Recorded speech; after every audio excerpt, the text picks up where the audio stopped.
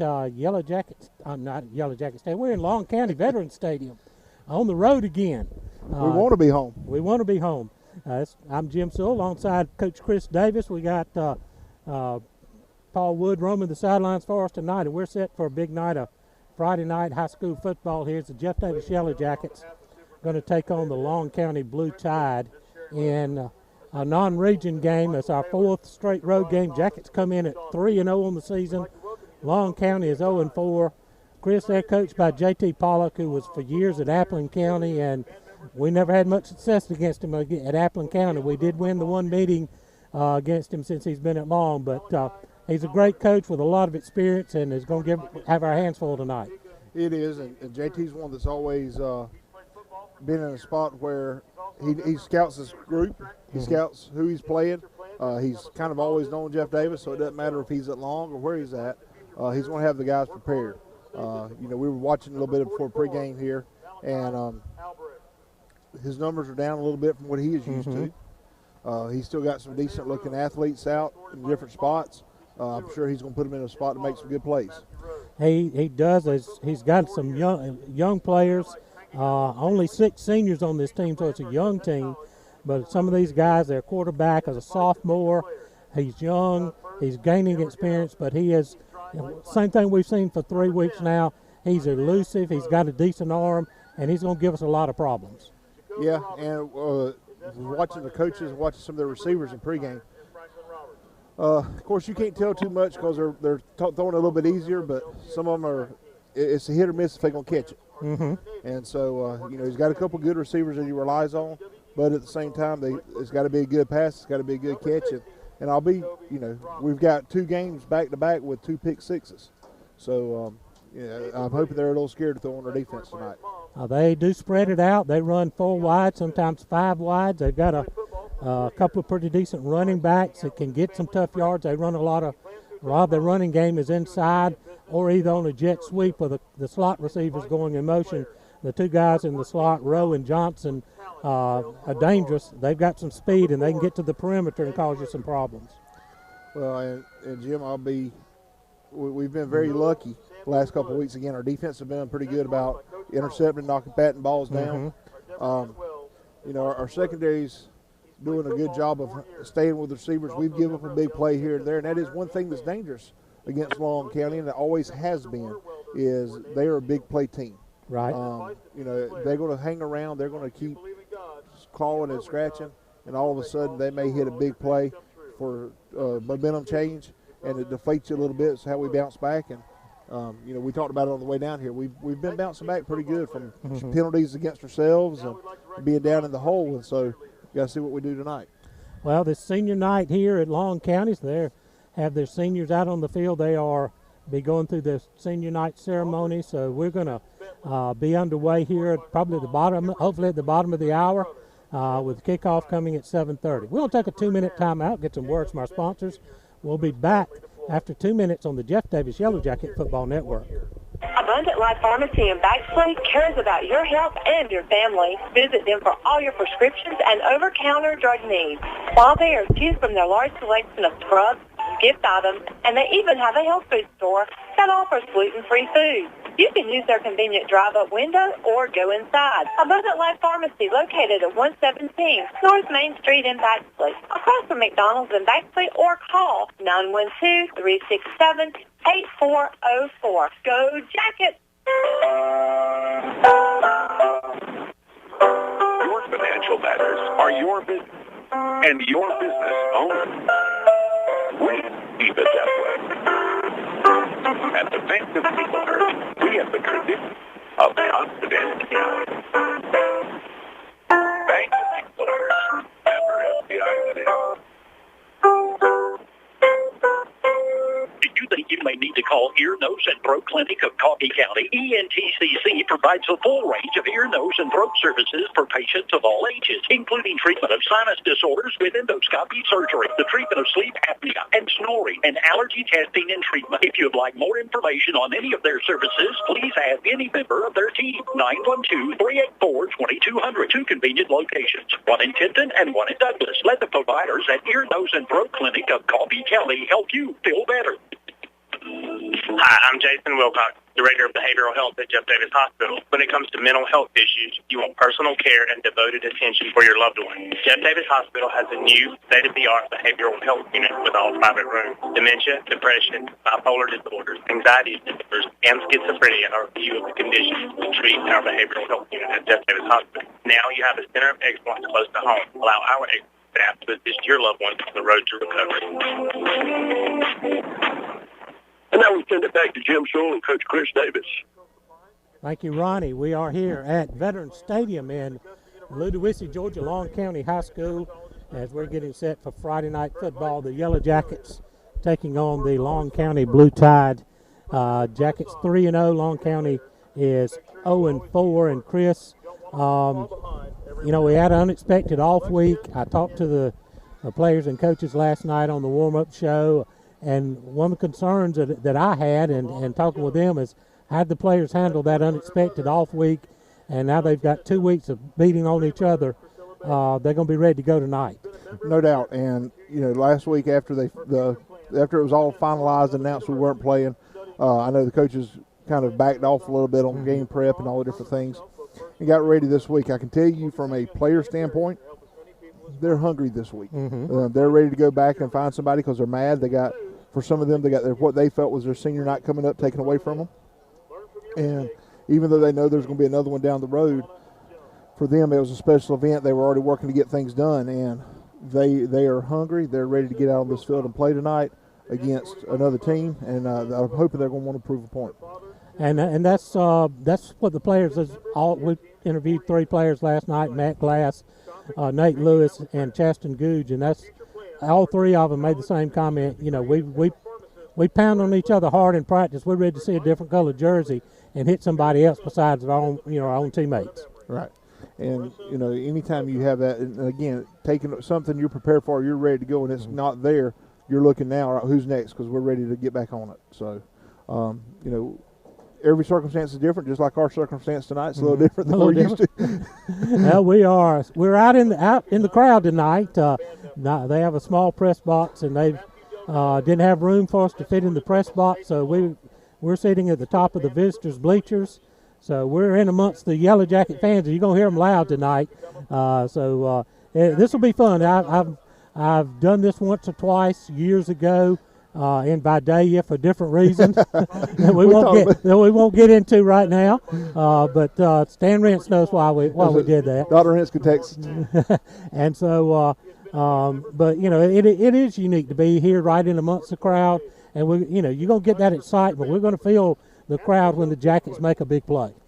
Yeah, and hopefully tonight it'll be often when it happens. Long County, you come down, it's a hit or miss of what their team is on a consistent basis. They're always a big play team, but they're looking forward to playing. I mean, you said it yourself. They're 0-4 right now. They're one of the few teams that have played every week. Yep. And they're looking at us going, oh, they didn't get to play last week. They had a time off, and they're going to be a little bit rusty. And so, they're probably also looking at our penalty mark that we have been struggling with. Right.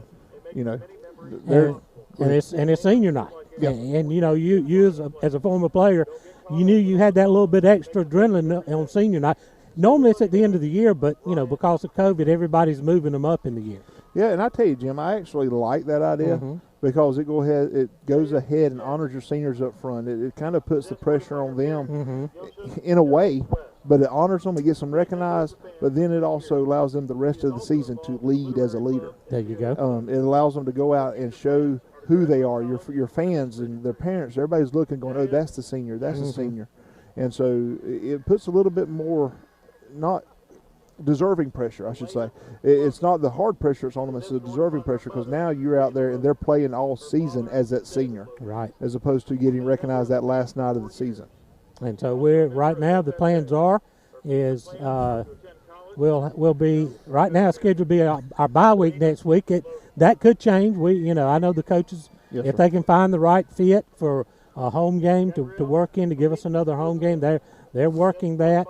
But then the downside there, if you put a game in there, then the next week we start region schedule, you're going to go 7 straight weeks of football, and 5 of those being region games. Yeah, and that's a hard schedule to do. Region games week to week, all it takes is a little bit of a falter, especially in a 6-team region, and all of a sudden you're either in the playoffs or you're out of the playoffs. That's right. So you hate to schedule an unknown game all of a sudden just to turn around and run right into that region gauntlet. But I also know that our guys need that support at home. They want to get that under their belt. They want to go ahead and do what they're supposed to do. And if they can find us a game next week, I know our coaches, that, like you said, is a good fit. They'll schedule it. We'll be pushing it as hard as we can. So right now, the way it stands, 2 weeks from tonight against Bacon County at home will be senior night. Also be our first region game. So that's where we're going to get to honor our seniors next week. 2 weeks from now. 2 weeks. Next week we're scheduled right now to be off, but I can tell you that if I have any plans for next Friday night and Coach Helton calls and says we're playing, my plans will change in a heartbeat. There you go. Even if it calls us about dinner time on Friday, we'll make other plans and we'll get to the Pinelands and bring you Jeff Davis football. We do appreciate everyone who does listen in, whether you tune in to us, whether you're on traditional radio on WHJD 105.9 FM, also on TuneIn Radio, streaming audio on TuneIn, and of course our live video stream that's brought to you by the Beasley Group. And we appreciate them, and however you listen to us, or watch us, listen, we sure appreciate you being a part of us, and it's all due to our fine sponsors that we have. We're going to take a 2-minute timeout, hear some words from a couple of these fine sponsors. We'll be back after 2 minutes on the Jeff Davis Yellow Jacket Football Network.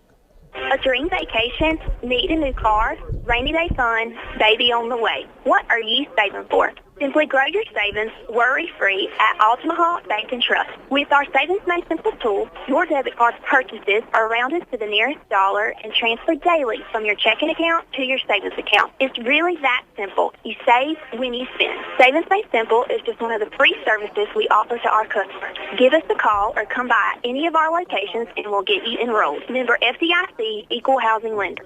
Attorney Bruce Edwards is a leader in workers' compensation law. For a decade, his workers' compensation settlements have been 8 times the average workers' compensation settlement in Georgia. That's 8 times the average injured workers usually receive. If you live in South Georgia and you've been seriously injured on the job, call 912-384-5700 for a free consultation. That's 912-384-5700. Or do your own research at bruceedwardslaw.com. H&H Home Supply, Cromartie Street in Hazelhurst invites you to stop in soon. Take advantage of great deals all over the store. They have Bayou Classic fish fryers and the all-new Blackstone griddles to keep you cooking outdoors. Also, you have to see one of the largest selections of case knives in southeast Georgia. H&H carries lumber and building materials, as well as Valspar paints and Cabot stains. They appreciate your business. H&H Home Supply, Cromartie Street in Hazelhurst.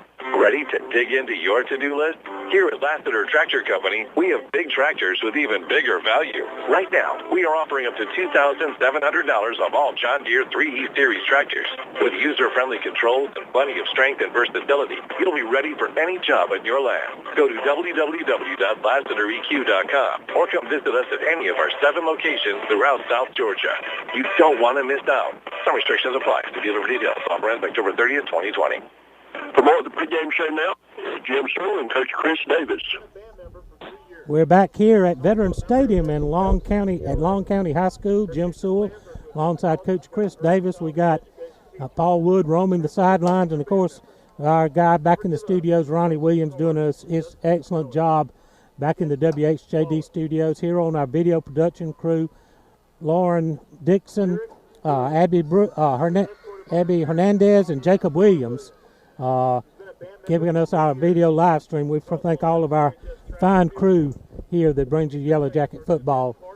Chris, we're coming into 3 games under our belt. This wing T offense we've got at backs have found out how explosive they can be. We come in, 3 games, almost 1,000 yards rushing and averaging 10 yards a carry. That's gaudy numbers for any ground-based offense. It is. Our offensive line has done a fantastic job holding off their blocker or defenders. Yep. Bigger thing for me this year that I've seen is our backs and our receivers or splits are doing a fantastic job out in open field blocking. And we watched it last week a little bit or 2 weeks ago now with Brantley. As we were going down the field, as our backs broke something, there was always somebody in front of them. They were always pursuing this, somebody standing there and trying to watch the game. It ain't happening on the field. And that's why you get the big plays. That's how you get those 75 yards run that we had several of in a couple of games. And that's how you make the big play. So we throw when we want to, and hopefully we don't get in a situation tonight that we throw when we have to. But Cade Walters has stepped in after Conneray was injured and has done a great job. We don't do a lot of passing for the year. We've just completed 3 passes out of 14 attempts for 81 yards.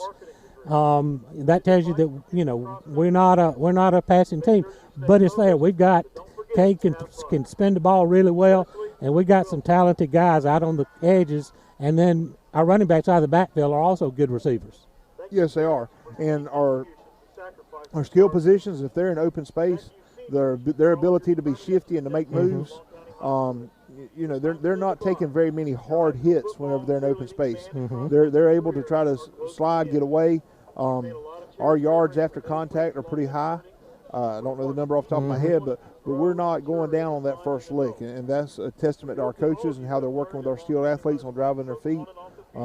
It's really been fun to watch. The only thing that's got us kind of nipped us in the bud is the penalties, but the rest of our game, if you're an old school football guy, you like to watch the ground and pound, Jeff Davis High School football game is a great game to watch.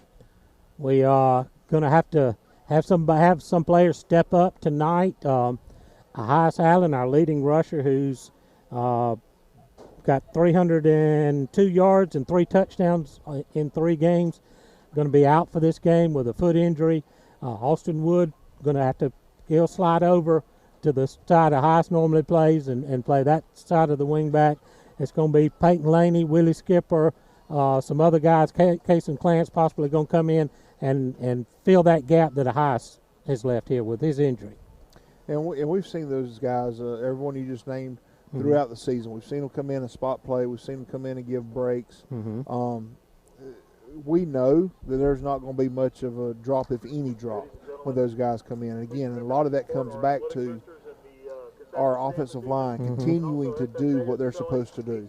The leadership that's on the field from all of our athletes, it's not just a little bit of confusion. It is straight leadership. It's not a question of who's leading that huddle. It's not a question of what their jobs are. They know. And if that's on the field, that means our coaches are doing a fantastic job in practice. We're going to pause here as they're going to present the colors, and we'll get ready for the national anthem coming up here at Veterans Stadium, Long County High School. The ROTC contingent, color guard, is on the field, and they're marching out now to present the colors, and we'll list you listening to the Long County Band as they present the national anthem coming up here on WHJD The Sting. We're about 10.5 minutes away from kickoff. The colors are being presented now at midfield.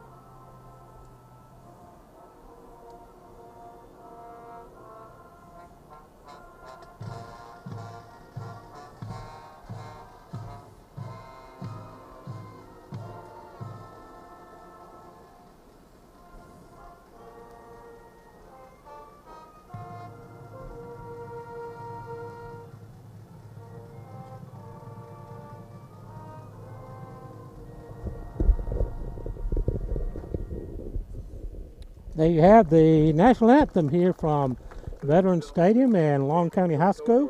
Let's take a 2-minute timeout, get some words from our sponsors. Baby and Me Boutique offers beautiful high-end fashions for baby and me. Making baby beautiful is their specialty, with gorgeous gift selections from Must High, Three Sisters, Banana Split, Millie J, Properly Tired, Angel's Ear, and so many others. Baby and Me is the perfect place for your baby registry. Visit the shopping destination Baby and Me Boutique, located at 1045 West Parker Street in Bixley, and follow them on Facebook and Instagram. Douglas Metal and Steel is now offering painted metal for just $1.69 per foot. You heard it right, painted metal $1.69 per foot. But there's more. Galvalume is only $1.29 per foot. Douglas Metal and Steel is your metal and steel specialist. It's in their name. And they're offering Galvalume for $1.29 per foot and painted metal for $1.69 per foot right now. Stop by Douglas Metal and Steel for your free quote. 2141 Broxton Road in Douglas, or call them at 912-393-1816. Douglas Metal and Steel, your metal and steel specialists.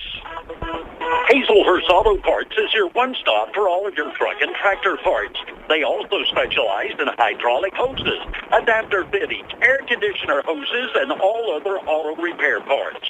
Come by and see the local and friendly staff, Hazelhurst Auto Parts, located at 10 Southeast Railroad Street in Hazelhurst, your local Napa store. Hazelhurst Auto Parts, let's go Jacket. Hazelhurst Auto Parts would like to spotlight seniors number 67, Andrew Aycock, and number 18, James Wood. Lumber City Drugs are proud to support Jeff Davis Yellow Jacket football. They also take pride in offering impeccable customer service. Their very knowledgeable staff values themselves on getting your prescription filled accurately and as quickly as possible. Lumber City Drugs offers free delivery to all of Jeff Davis County and the surrounding areas. They are also offering flu shots. Go ahead and get yours early. Also, check out their great gift selections, jewelry, and T-shirts. From Lumber City Drugs, good luck on the winning season. Go Jacket. And about 7 minutes before kickoff, let's go back to Jim Sewell. Thank you, Ronnie. We're here at Veterans Stadium, Long County High School, getting ready for the Jeff Davis Yellow Jackets, looking to go 4-0 on the season as they take on the 0-4 Long County Blue Tide, as we're about 6 minutes, 15 seconds or so away from opening kickoff tonight, as the Yellow Jackets and the Blue Tide are meet. Series, Jeff Davis actually trails in the series against Long County, 4 wins against 5 losses, although Jackets won the last meeting in 2017 by a score of 39-14. Let's get you the Williams brothers starting lineup. Coach Chris Davis going to go ahead and give you the starters for the Jackets on defense. Starting at defensive end, number 54, junior Curtis Morgan. One of our other defensive ends, number 18, senior James Wood. Our 2 defensive tackles, number 79, senior Charles Segal. Number 77, sophomore Amarian Mitchell. Outside linebackers for tonight's game, number 38, Landon Robertson, sophomore, and also sophomore, number 13, Peyton Laney. Inside linebackers for tonight's game, senior number 47, Austin Wood, and freshman number 44, Carter Mullis. Our cornerbacks are number 30, senior Isaiah Robinson, and number 7, junior C.J. Parker. Free safety for tonight's game will be junior number 3, Willie Skipper. And for the Yellow Jackets on offense, the offensive line from right to left, right tackle number 79, senior Charles DeGaulle. At right guard, number 71, senior Chaston Googe. It'll also be rotating in with number 54, junior Curtis Morgan. At center, junior 74, Connor McClune. On the left side at guard, the junior 66, Nate Lewis. And the left tackle was a senior, number 68, Connor Work. At tight end will be junior, number 88, Matthew Glass. The split end starting tonight, junior Tyson Alls. At one wingback position will be senior, number 47, Austin Wood. And the other wingback position will be a rotation between number 13, Peyton Laney, a sophomore, and number 3, Willie Skipper, a junior. Starting fullback will be senior, number 18, James Wood. And your starting quarterback, number 22, senior Cade Walters. And those are your Williams Brothers Trucking Company starting lineups for tonight's game. Jim, I was just going to make a comment here. I saw a couple birds flying around. It made me think, some game going on tomorrow that you might be interested in? There may be. I think there might be a little scuffle going up somewhere around Athens tomorrow. Georgia and Auburn. I can't get used to it. You know, I knew that they'd already made plans to move the game up in the schedule. Traditionally, it's been in November towards the end of the season. Yep. But here's game number 2 of a shortened season, and on the road in Athens, October, going to be different. It is, and it's for both of those teams. It is a very hard and almost a season-determining game. The second week of the season. It is, because it goes a long way for each team to determine their standing or their potential outcome in their division. Although that Georgia in the East, Auburn in the West, you lose that game, you're behind the 8 ball right out of the gate on whether or not you're going to contend for for your division championship. Most definitely, and look at Oklahoma lost to Kansas State last week. Right. And I mean, it drops them drastically out of the playoff picture for the end of the season. And college football this year is going to be fun. And I know we got the captains walking out now. We got to go back to our stuff tonight. Right.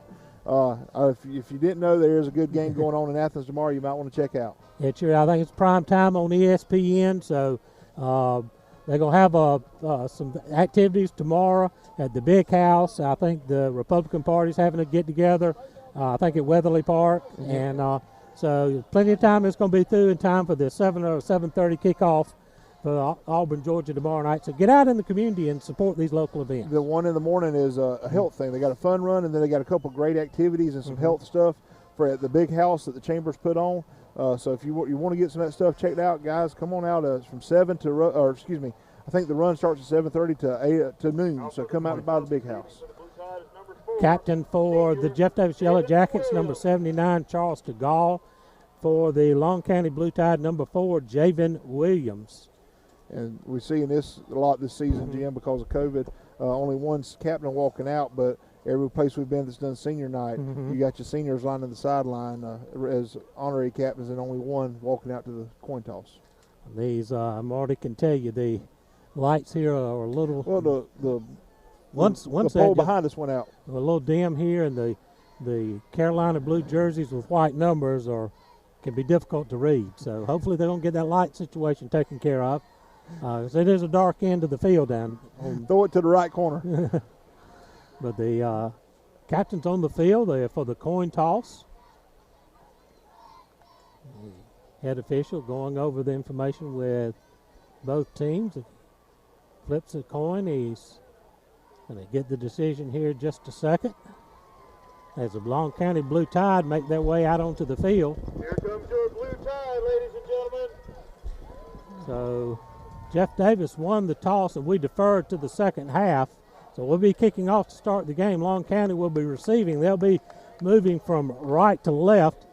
So that's where we'll start things here. Here we're getting ready for opening kickoff, and here come the Yellow Jackets.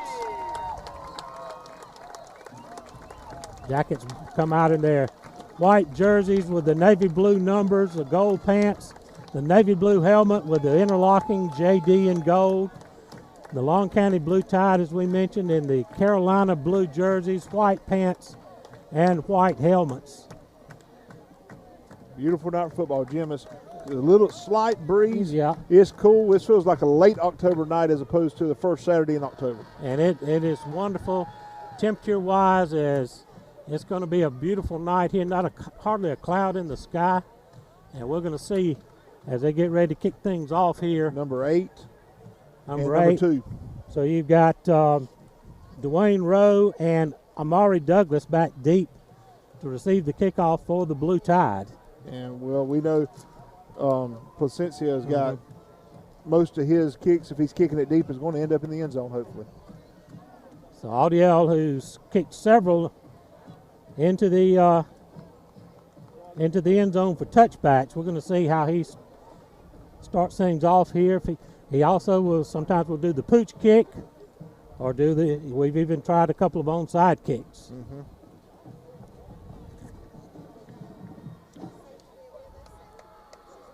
So Audiel Placencia, the senior kicker for the Yellow Jackets, has got it teed up. With the deep drop. And taking the deep drop, you're right. When he does that, he normally is kicking it away, kicking it deep. Waiting on the official signal. The officials are out of the Hinesville Association. I think that's right. We await the whistle to get this one started. Your Bruce Edwards, your personal injury attorney, kickoff is about to be made here. There's the whistle. There's the whistle, and we're just about to get underway. Placentia makes the run up. He kicks it low, driving. Kick's going to be taken at about the 5-yard line. He bobbled it, he picks it up. Now he's looking for running room. There we dropping go. down deep in their territory. It's going to be inside the 10. Down inside the 10. So Let's say, actually, they marked him on the 10 there, Jim. So Long County's going to go 1st and 10. I got you. From their own 10-yard line. Quentin Golden is the quarterback. They're working out that dark end down there. It's going to be. We're struggling with those numbers right a second. We had 2 split to our side. Two split to either side of the formation. One back, flanking Golden in the formation. Got a man in motion coming across the formation. Going to run the jet sweep. He's got running room. He's across mid, up about the 20, 25-yard line. He's got the first down. Yep. That was Cam Johnson on the carry. This one's 26. Spot him at the 26. Yeah. 1st and 10 for the Blue Tie. They run that jet sweep a lot. Again, they 4 wide set. Now he's going to send the man in motion the other direction. Going to give the sweep the other side. That's 2. Got running room. He's got good yardage, and he's got another first down as Dwayne Rowe makes the carry. Isaiah Robinson on the tackle on the opposite side. Or that's Willie Skipper. It's just a 3. They got to get this light on. So 1st and 10 for the Blue Tide on 2 plays. They're out to the 40-yard line. Man in motion, going to run the sweep again this side. Johnson's going to be tackled. Carter Mullis coming up, making a big tackle for a short gain of about 3. I'll mark him about the 42, looks like. Gain to the 39. So give him 3 to the 42.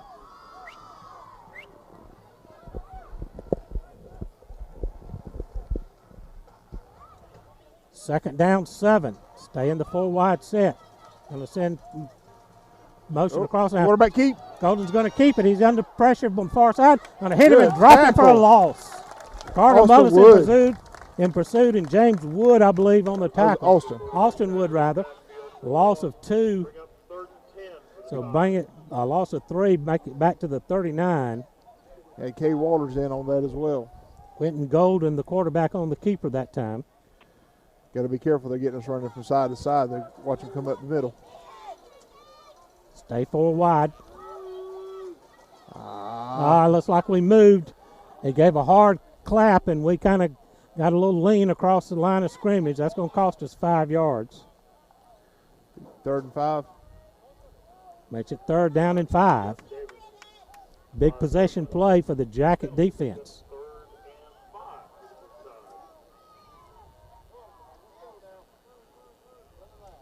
Ball in the middle of the field, between the hashes. Stay 4 wide with Gilliard flanking the quarterback. Going to send Johnson in motion. No, Golden's going to keep him on the far side. They're going to hit him and wrap him up for a short gain. Cade Waters come in with a low tackle on him. Pickup of 1 to the 45 is going to bring up 4th down and about 4. And it looks like they're running a punt team on. But you got to be careful. Number 2, Dwayne Rowe, one of those slot backs, is also the punter. We got C.J. Parker going back deep for us. Make sure we got our personnel on the field. So the Jacket defense gave up a couple of first downs and made a stand. Get a good snap. Rowe gets a low kick away. It's going to hit at about the 30 and going to keep it coming near side. Looking for running room. Good block. We got a block. Got a wall. We got the 45 to 50. CJ on the run. He's going to break through. He's going to take it the distance. Touchdown, CJ Parker on the punt return of about 75 yards. No laundry on the field either. Make it about 80 yards. He had a block over here by Willie Skipper peeling back that opened it up for him. Skipper was able to pick up 2 guys right here riding around our near side hash, give Parker a chance to get around the corner and made a great cut to the open grass, and the rest is history. We've run out the spread formation here. Now we run the swinging gate as Placencia will move in to attempt the extra point. He's 8 of 9 on the year on point after kicks. Low snap. Cade Walters is going to pick it up, scramble. Good block. He's looking downfield. He's going to throw it towards the end zone. It's caught, and we're going to get it in the end zone. That was Austin Wood. Austin Wood, who just shielded the defender off to get the catch and then slipped by him into the end zone for the 2-point conversion. That was a fantastic heads-up play. Placencia comes around, makes a block for Cade right there. Cade's able to come and makes a flip to Austin. Like you said, blocking off the defender, makes one move, is able to go in for a 2-point conversion. 8:50 to go in the opening period. Jackets 8. Long County nothing. Let's take 30 seconds on the Jeff Davis Yellow Jacket Football Network. McCarty Auto Parts strive for 100% customer satisfaction. If they do not have the automobile part that you need in stock, they have the sources to find the parts you need. They have a wide range of foreign and domestic inventory. Give their sales team a call today for the parts you need. 912-375-2675 or online at McCartyAuto.com. And be sure to follow them on Facebook. Hey, now back to the game. Mike has our scoreboard. Jeff Davis 8, Long County nothing. 8:50 remaining in the first period on the C.J. Parker 80-yard punt return. So Placencia is going to tee it up again.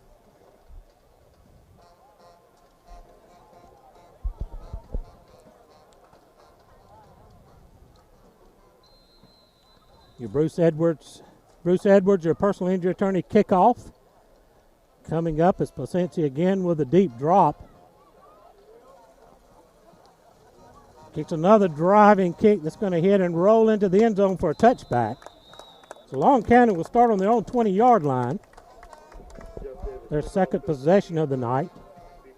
They hit us early with a couple of jet sweeps to each side of the field and picked up a couple of big gains and first downs, but the Jacket defense stiffened, Chris, and made a stand, and we got the punt return. Yes, we did. Even giving up a penalty, we were still able to keep them from crossing midfield. We just calmed down there a little bit. They were getting around the corner on us because we were man-to-man on the outside getting blocked up, and started making a little bit better adjustments. Golden out of the gun. Johnson comes in motion, going to throw to the far side. And threw a little behind the man. Had him open a little bit over there, but threw behind him incomplete. Going to be second down and 10. Isaiah Rhodes was the intended receiver there.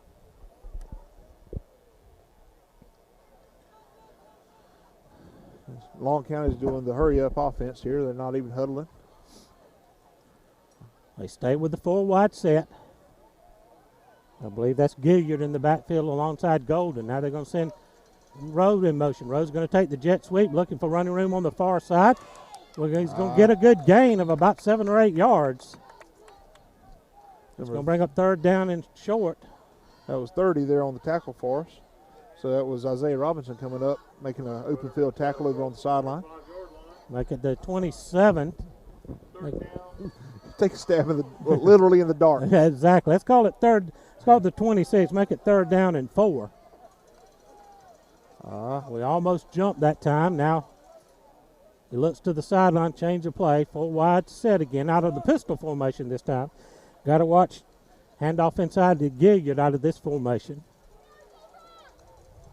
There it is. Now going to give it handoff inside. They lose the ball's on the ground. Scramble for it. It's loose. We're trying to scoop it up. We finally recover it down around the 10-yard line. So the Jackets, a mishandled handoff there between the quarterback Golden and the running back Gilliard, and we were able to. Carter Mullis is one that recovered that. Scramble on it and get the loose ball, and it's going to be, looks like at the 8, let's call it the 12-yard line. 7:55 to go in the opening period. Jackets up by 8. So great field position for the Yellow Jackets here as we try to cash in another score. We And you know that scramble drill on the bad snap on the handoff shows a good coach team. We go double wing set with 2 receivers split to the near side of the field. Ball on the far hash, going to send a man in motion. Cade's going to take it, drop back, going to look to throw, going to come outside, tipped and almost intercepted. That was number 2 there, their split guy. Rowe. He's kind of a man among men out there running around. Mm-hmm. Trying to, I believe it was Tyson Alls was the intended receiver out here. Second down and 10 from the 12. Ball stays on the far side hash. They send 2 splits out wide. Got split backs behind Cade. I'll give it inside handoff. Run it inside. I believe that's Willie Skipper. He's going to crash it down close to the goal line. 2. Says 40. That was Austin Wood. Austin Wood on the carry. It's hard to see in that dark side of the end zone. Pickup of, let's call it 8. Bring it down to the 4-yard line. Second down and we'll call it 2. Ain't much time come off the clock.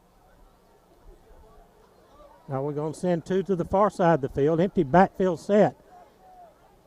Got Peyton Laney in beside Austin Wood. Going to get a whistle before the snap. Going to be on us. There's going to be a motion penalty, I'm afraid, on the Jackets. So that should move us back to about the 9. Feels like we get a first down around the 1. I believe so. It's going to be close. Again, we're not very high, and the lights are out on that end of the field. And it's just one pole. We don't want you to think we are burning candles over here.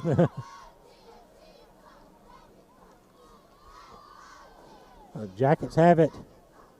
Let's call it second down at the 9. They can get a first down at about the 1-yard line. We sprint to the line. We go with a tight formation. Going to give it to Austin Wood. He's trying to crash inside. Gets in the end zone. Touchdown as he drags the man into the end zone. Austin Wood on the score. Jackets go up 14-0.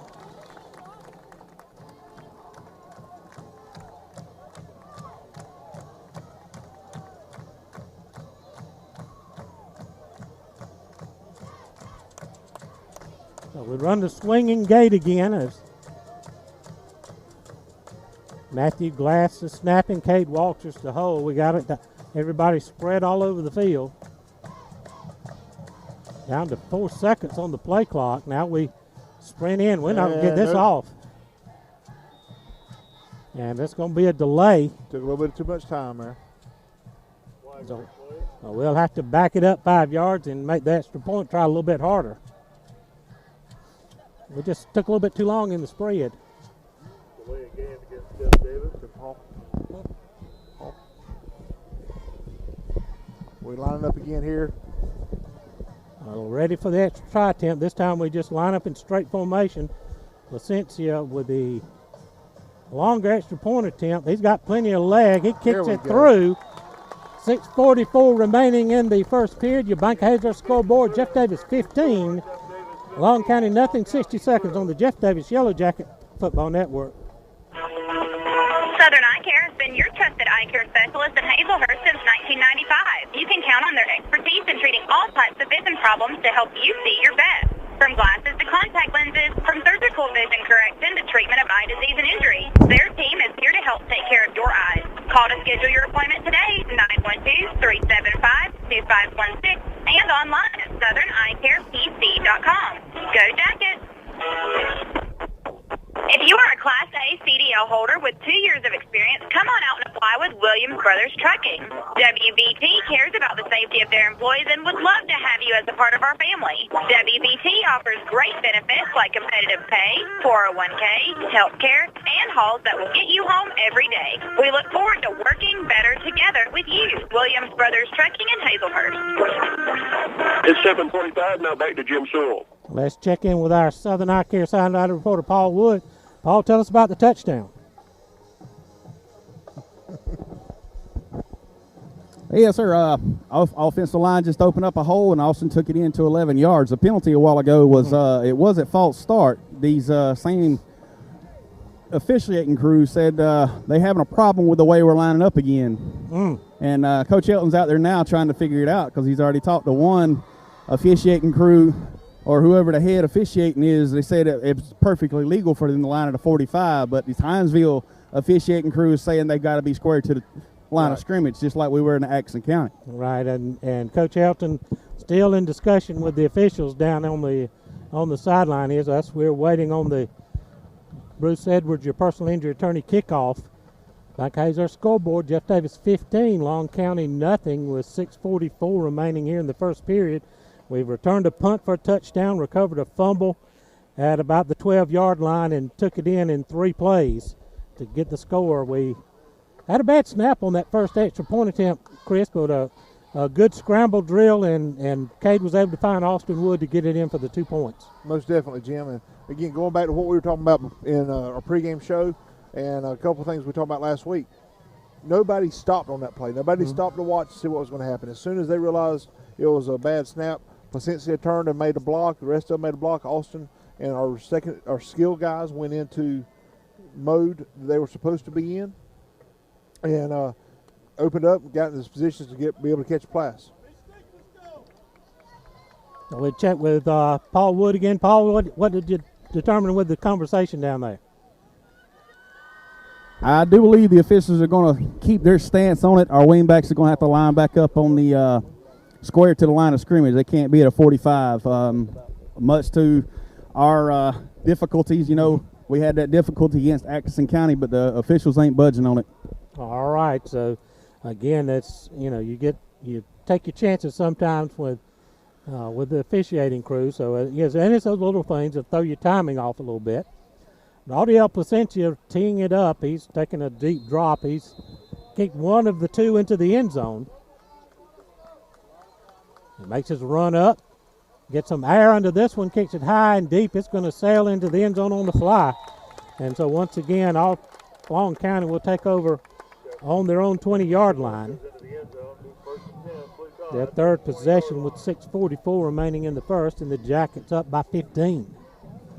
I want to thank our sponsors here. Had the Bruce Edwards, your personal injury attorney, kickoff. Our scoreboard sponsor, Bank of Hazelhurst. Starting lineups courtesy of Williams Brothers Trucking Company. 4 wide set. Now they send Rowe in motion. They're going to get this jet sweep going far side to Rowe. He's running through some tackles and finally brought down Carter Mullis, the last one on top of the pile there. He's going to pick up a couple of yards. He looked like he had more than that. I lost him. I was watching the lead blocker, so pick up a 3. Make it 2nd down and 7. Ball setting on the far side hash. They go pistol formation now. Shifting. Golden again going to fake the handoff to Rowe. He's going to keep it, and boy, Charles DeGaulle just buried him right at the line of scrimmage for no gain. Golden kept that one there. Actually lost a yard on the play. They back at the original line of scrimmage. 2nd down, and we'll call it almost 10. Let's check that 3rd down and almost 10. Go pistol set again. One back behind Golden. Golden looks back to the sideline to check the play as they got 2 receivers on either side of the set. Jacket showing a 4-man front. Now they shift the back. Delay.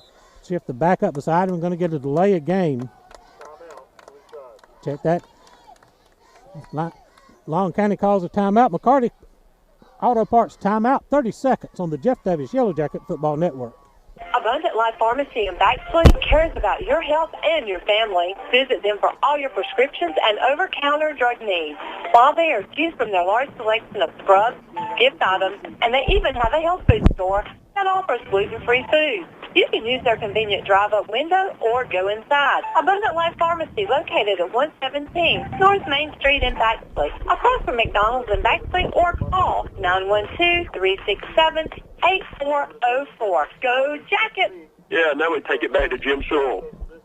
5:19 remaining in the first. Bank has our scoreboard. Jeff Davis 15. Long County nothing. As coming out of the timeout, this is going to be third down. We're going to call it 10.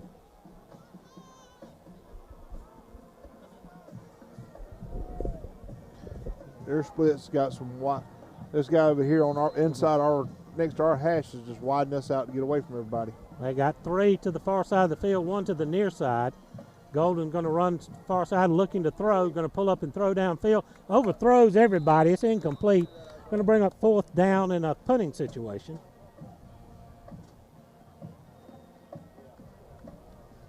So the Jacket defense gets a 3 and out. Be interested to see if they punt it to him here. Again, C.J. Parker's deep. C.J. back deep. Returned his first one for a touchdown. Again, Dwayne Rowe is the punter. One of those slot backs, so I always keep an eye on him. He's going to kick it away, kick to the near side, short, wobbly kick that's going to hit about the 40-yard line, go out of bounds. Jacket's going to have great field position here. Should be about a 41 or 42. Looks like they're going to make it 41. The 41. 5:03. Yes, ain't too worried about the slot pole being out. Don't seem like nobody's come to check on it, has it? No. Now, Jackets take over in Blue Tide territory. 1st and 10. Ball on the near hash. C.J. Parker's going to split out wide to the left. Peyton Laney and Austin Wood at the wings. James Wood at the fullback. James is going to shift over to the short side of the field. Here comes Austin in motion. Going to give it to Austin on sweep with blockers in front. He's skipping out of tackles. He's fighting for yardage. He's going to have 8 or 9 yards, close to a first down. Stayed in bounds, but should be a first down. Good hard run there by Austin. They're going to mark him just shy. Give him 9 on the carry. They're going to put him at the... They keep inching it forward, they're going to have to measure. I'll go second in inches here for you. We'll call it the 39-yard line. I guess, no, anyway. 31. We'll give it, Landon Robinson will get a whistle before the snap at the 31. 32, let's call it. Well, we can't see, we're so low here. It was a flag, a false start on us. A false start on the Yellow Jackets, going to back us up 5 yards. Second, 5.5. We'll move it to the 36. Make it second down and 5 1/4. Yeah. Cade Walters back into the huddle with the play. We're going to pause on the near side hash. Got Tyson All split to the short side of the field, split backs. Give it to Austin Wood. He's going to push it inside, pick up a couple of yards. Yeah. Bring up third down for the Yellow Jackets. Give him a couple on the play, make it at the 34. 3:42 remaining in the first. Jackets up by 15. Third down, and let's call it about 4. Jackets just eating the clock up right now. Ball stays on the near hash. Tyson Ball splits out to the left, to the far side of the field. Jackets going left to right, split backs. Austin drops the ball and picked it back up. It was running the little scissors play there, Laney. Laney picked up the loose ball and lost a yard on the play. Fourth down and 5, and Cade Walters is going to drop back in punt formation, but keep your eye on him. We've run a couple of fake punts tonight. Rowe's going to drop back, and chance that we can pin them deep here. You got him outnumbered to the left. Cade's keeping a long look to the sideline. Waiting on the snap. Going to get it. Going to take it. He's looking to run. He splits a tackle. He's going to dive for it. I think he may be short. It depends on where he's spotting because he should be over the 30. First down. It is a first down. He did get the first down on the fake punt. He looked over to the left and saw we had him outnumbered, and that was the side they went to. First and 10. Let's call it the 30-yard line. A fresh set of downs for the Jackets. Clock running at 2:25 to go. Jackets up a couple of touchdowns and another point. Yeah, I tell you, we had a good crowd follow us again tonight. We do have a great crowd here. One receiver splits to the near side of the formation. Stay with the doubling. Now he moves Austin into the backfield beside Landon Robertson. Whistle and a stoppage of play, and again, that's going to get us for motion. On who? Only thing I can figure is they didn't say Austin was set long enough before the snap. He moved from the wing into the backfield. That'll make it first down and 15. Under 2 minutes to go here in the first. We're trying to run the clock, control the ball. Of course, we hadn't had that opportunity until this drive here. Tyson Alls, Matt Glass split out to the near side of the field. Austin and Landon Robinson split in the backfield. We'll give it to Austin. He's going to duck it inside. He's just bullying people. They're finally going to get 5 or 6 men to slow him down. A short gain on the play. Give him about 2 to the 33. Makes it second down and call it 13.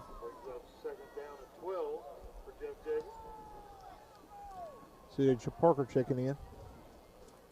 Matthew Glass going to come to the sidelines.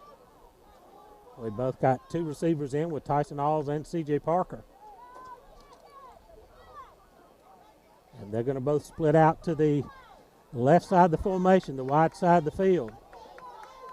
Jackets with the 2 wings. Going to send Skipper in motion, and we're going to get another whistle and motion. I think that time we had an offensive. Oh, they're going to call offsides against Long County. He got into the neutral zone there before the snap. When Skipper went in motion, defensive tackle jumped a little bit. That's going to move it in down to about the 28. Let's call it second down and 8. Again, we're low in the visitor side bleachers and a light out on this end of the field, and the numbers aren't painted very well bright anyway. Skipper goes in motion. Going to pitch it to Willie on the sweep. He's got some room on the far side. He picks up a block, skips inside, still on his feet, fighting for yardage down inside the 10 to about the 8-yard line. We got a hold call on the other side over there. They're going to get our split back over there. Well, that's going to bring a great run by Willie Skipper back on the hold call. He had good yardage and would have had us first and goal. The penalty is going to move us all the way back across the 40-yard line. And that one just come from our back over there was making a great block, and with the flow coming into him, kind of come over the top of him, and the guy fell on top. Well, if you extend your arms a little bit and the official sees it, they're going to throw the flag. Second down, 22. Ball at the 42-yard line. One receiver near side. We go split backs. Going to look to throw. He slips out of a tackle there. Slides another one. He finally going to be sacked for a loss, as nobody could get open, and that's going to be the end of the first quarter. After the end of 1, Bank Hazer scoreboard, Jeff Davis 15, Long County nothing. 60 seconds on the Jeff Davis Yellow Jacket Football Network. Your financial matters are your business and your business only. We keep it that way. At the Bank of Kingsville, we have a tradition of confidence. Bank of Kingsville, member FDIC. think you may need to call Ear, Nose, and Throat Clinic of Coffee County. ENTCC provides a full range of ear, nose, and throat services for patients of all ages, including treatment of sinus disorders with endoscopy surgery, the treatment of sleep apnea and snoring, and allergy testing and treatment. If you would like more information on any of their services, please ask any member of their team. 912-384-2200. Two convenient locations, one in Tipton and one in Douglas. Let the providers at Ear, Nose, and Throat Clinic of Coffee County help you feel better. This is WHJD 105.9, The Sting in Hazelhurst, Georgia. We've got Friday Night Football as Jeff Davis Yellow Jackets are taking on Long County Little Wissy. And now back to Jim Stoll. Third down and long at the Long County 42. We got to get it all the way down to the 20-yard line. It's called 3rd and 22. We're going with a tight formation in the double wing set. Cade goes under center, sends man in motion. That's Laney in motion. Cade's going to roll near side, looking to throws. Got time. Going downfield. Floater got it. Complete at about the 20-yard line. Still on his feet, dragging people down inside to about the 15. First down. And we got a first down. We needed 22. We got about 28. Hey, we can see on that end of the field. I believe that was C.J. Parker on the catch. Ball's going to be spotted at the 18. We can actually see down there. 1st and 10, pass to the 18-yard line.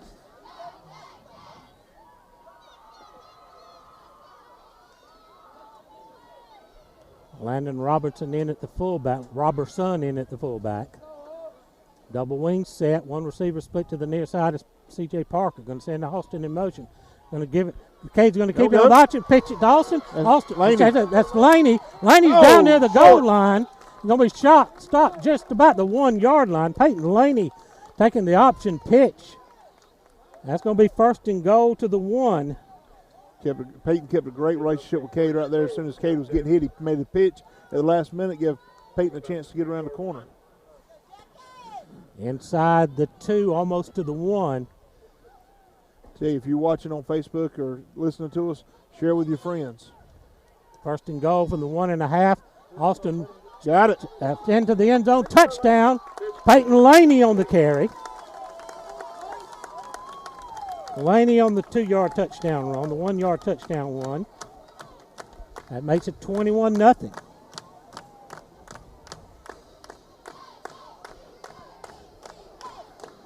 Again, we line up in the spread formation here.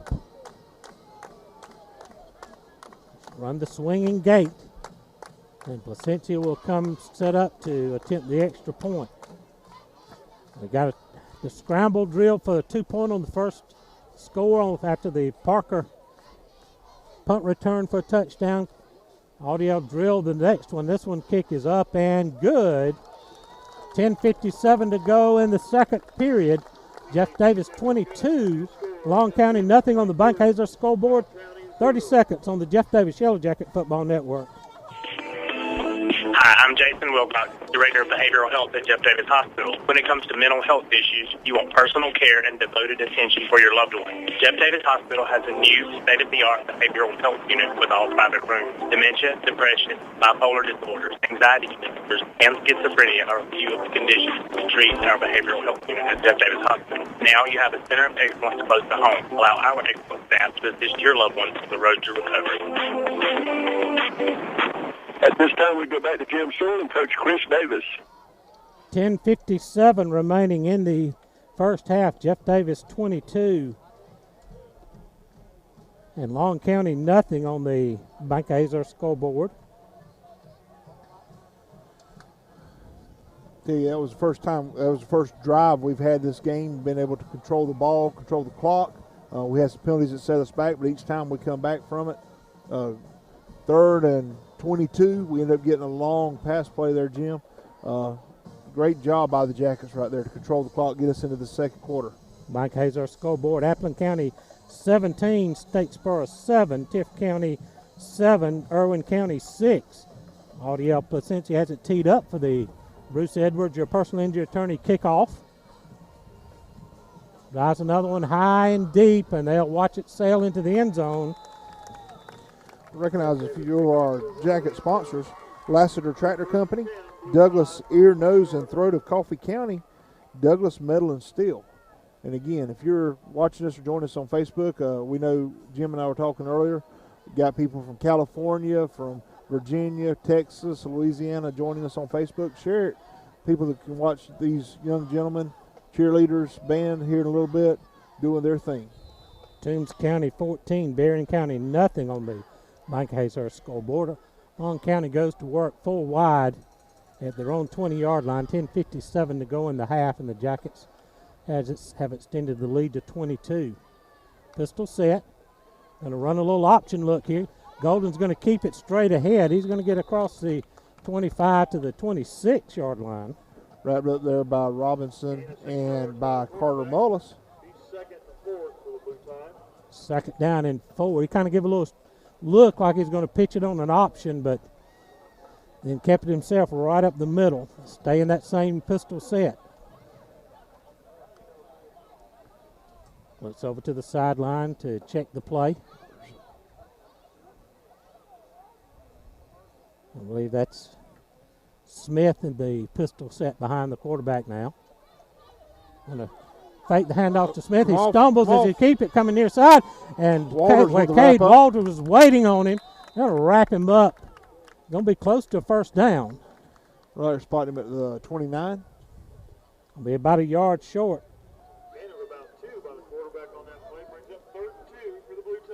Let's call it 3rd and 1. 9:53 remaining in the first half. Jackets lead at 22-0. Ball on the near side hash. 4 wides. Actually, it's an empty backfield. Now he's going to send Johnson in motion. Johnson's going to take the jet sweep. Going far side. He's got the first Wood down. almost had him. Austin Wood was not able to wrap him up. Somebody else gets him further downfield, but they do pick up the first down across the 30 to about the 32. That was Robertson on the tackle over on the far side.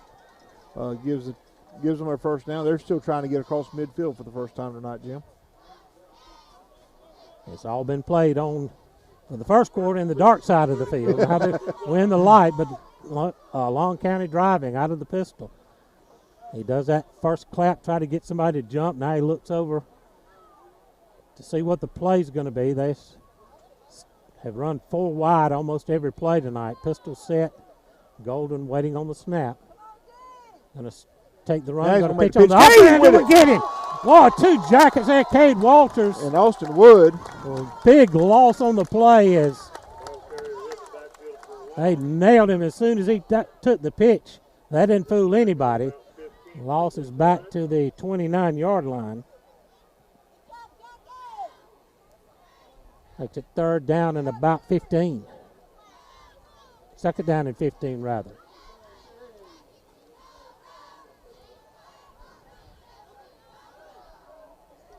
Front's flipping with them. Douglas in the backfield alongside Golden. Going to send Rowe in motion. Going to fake the handoff to Rowe. Golden's going to keep it. He's going to try to get outside. Robertson again. Drag him down from behind. Landon Robertson off the edge. Short right gain there, maybe a yard. Makes it 3rd down and long for the Blue Tide. 8 minutes to go in the half. Jackets up 22-0.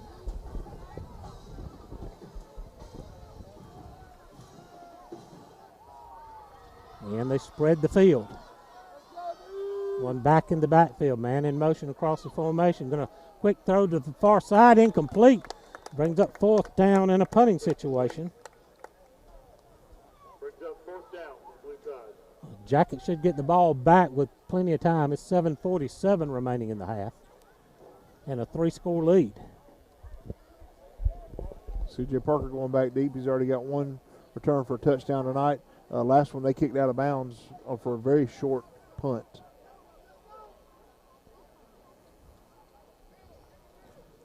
Only 20 yards on that punt the last time.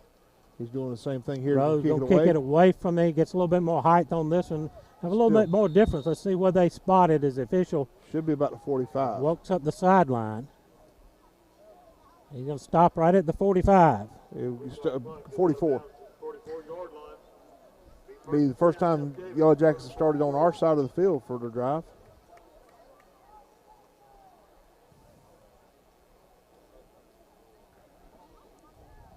So the Jackets will start 1st and 10 at their own 41, 7:41 remaining in the half, and a 22-point lead.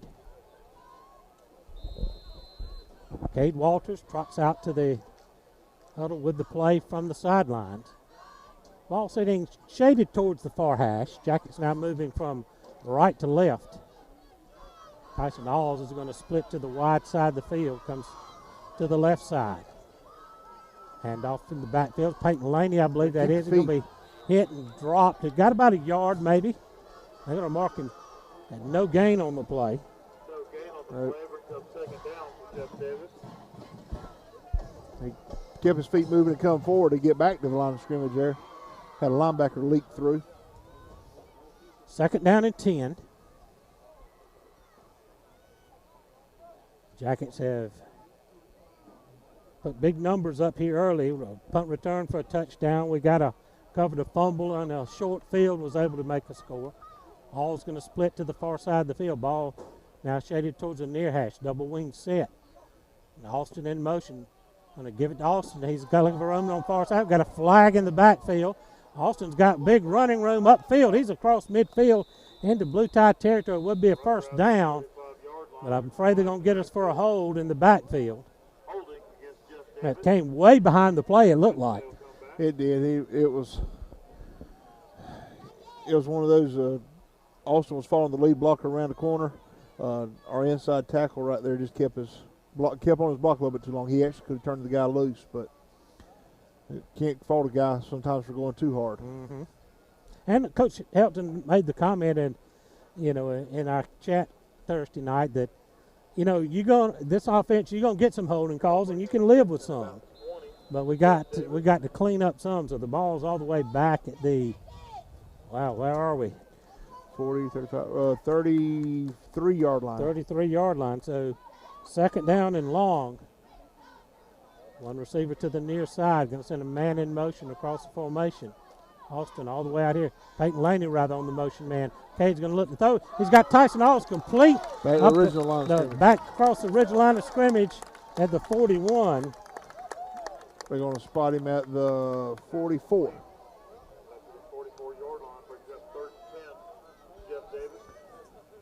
Alls got right there and settled in the open zone. Made a great catch to get us back to a manageable 3rd down. It does. I was just going to say it's going to make it 3rd and manageable now, 3rd and 10. Not where you really want to be in the wing tee, but. Well, we completed a 3rd and 22 a while ago. Let's see what we can do here. Alls is going to split way out to the right. Ball on the near side hash. Send Austin in motion. We're going to get a flag. Oh, my goodness. Going to be on Long County encroachment. Lined up in the neutral zone. That helps. That's going to make it 3rd down and a 5 at the 49-yard line. That's even more manageable. Yes. Keep 5:40 remaining in the half. Jackets up 22-0 on the Bank of Hazlehurst scoreboard. Alls is going to split to the right. Ball just inside the left hash. Double wing set. Austin comes in motion. Going to give it on the buck sweep back inside. Ball gets loose and looks like Long County going to get it at about the 48 Jacket 48-yard line. Be the first time Long County gets to the other side on Jacket territory right here. While we're changing out, recognize a couple more of our game sponsors. Abundant Life Pharmacy, Baby and Me, Bridgeford Church of God, Lumber City Drugs, and Hazlehurst Automotive. 1st and 10 Blue Tide at the Jacket 48. Full wide set sends Johnson in motion. Golden back to throw into some pressure. He's going to skip out of the ball, but now we're going to get him. And he almost finally bring him back. We almost stripped the ball from him. Back across midfield to the Long County 47. Cade Walters finally wrapped him up, but we had Walters, Wood, Charles Stegall, and looks like mine Conaway on the other side coming through. Look like they just pinned their ears back and come for the quarterback. 2nd down and 15. Loss of 5 on the sack. Pistol set. Gilliard in the backfield. Golden. A straight ahead handoff to Gilliard. He's going to get a couple of yards up almost to midfield. Going to knock him down at the 49. A pickup of 2. Marion Mitchell on the initial contact and wrap up. That makes it 3rd down and 13 at the Long County 49-yard line. Clock running at 4:20 to go. Jackets with a big 22-0 lead. Long County taking their time now on this big 3rd down play. They've had their best field position of the night after the fumble. Trying to make a conversion. Golden dropping back to throw under pressure. Hit as he throws it complete on the far side. We're going to rally to the football and bring him down across midfield at the 47-yard line. Going to be pretty close. That's well checked. All back to the original line of scrimmage. Back to the original line of scrimmage. They did marked him at the 48 there. Ends up 4th and 10, and they run a punt team on.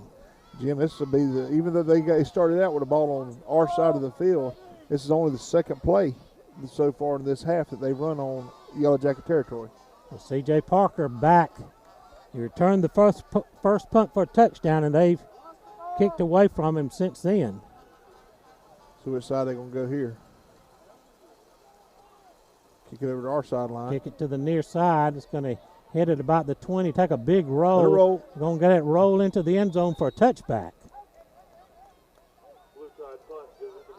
We'll get our ball starting at our 20. With 3:10 remaining in the half. This will be the deepest that the Yellow Jackets have started this half with the football possession. I like our odds if we can control the ball to get out of the half, possibly putting one more on the board. H&H Home Supply halftime show will be coming up in a little over 3 minutes.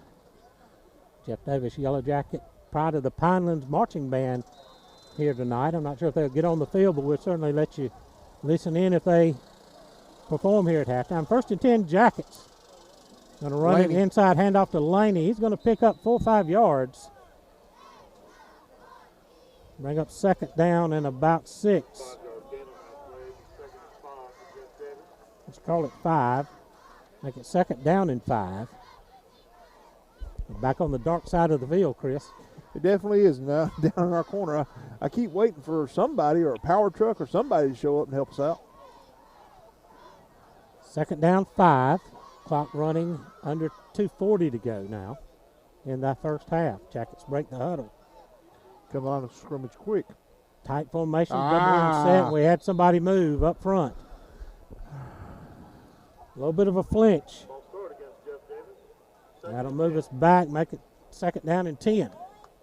Again, these little penalties like this are kind of trying to slow us down, but we've been able to overcome some of them. Yeah, we've done a much better job tonight than we have earlier this season with overcoming penalties and keeping our momentum going. A little worried there at the beginning when they were making our wingbacks readjust, but we've bounced back from that well. 2nd down, 10. Jackets send a man in motion. Going to give it Austin Wood, who's looking for the around far it. side. He's got the seam on the far side. He's going to have the 1st down and more out near the 35-yard line, looks like. Make it the 33. Austin Wood with the big run. Moves the chains with 1:52 remaining. It stopped the clock very long to move the chains that time. No, they were ready to get them going.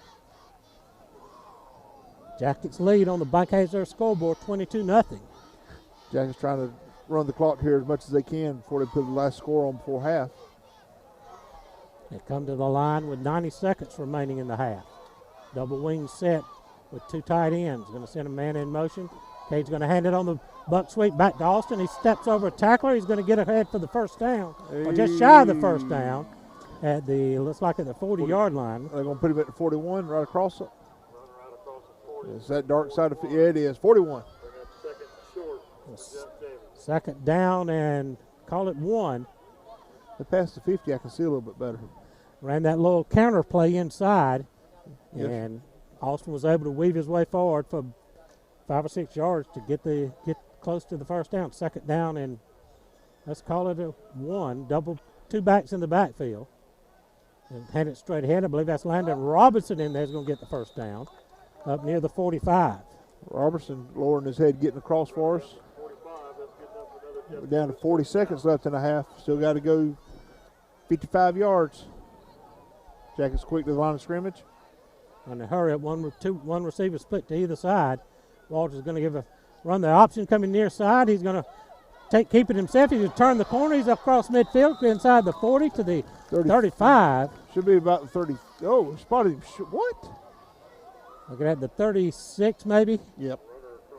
I thought he went out at 33. First and 10 at the Long County 36. Jackets go quickly with 20 seconds remaining. Going to get a whistle. Oh, false start. A false start. A half-hearted toss of the flag by the Whitecap. That's going to move us back to the 41 with 18.8 seconds to go here in the half. Jackets going to have to hit a big play here. This will be interesting to kind of see what they do, especially now they didn't even move the chain. They didn't even fix it. First down and 15. That's an alls to the far side. I believe that's Willie Skipper. I'd share that C.J. Parker to the near side. Cade Walters back to throw, going to come downfield looking for C.J. C.J.'s got it complete. Pass interference call. A flag thrown, but C.J. held on inside the 10. Flat clock stopped with 11 seconds. A pass to the 9-yard line. Cade had one-on-one coverage, a 50-50 ball, and C.J. just went up and got it. Did a good job. Honestly, that's some of C.J.'s basketball skills there coming in to make a rebound with another guy. The other guy had inside position, but C.J. just muscled through to make the catch. Did a good job. Reached over him. Pass interference call on it.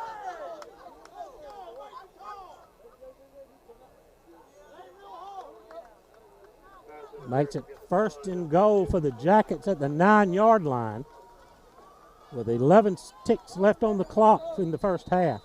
We're going to call a timeout. The Jackets going to take a McCarty Auto Parts timeout, 30 seconds on the Jeff Davis Yellow Jacket Football Network.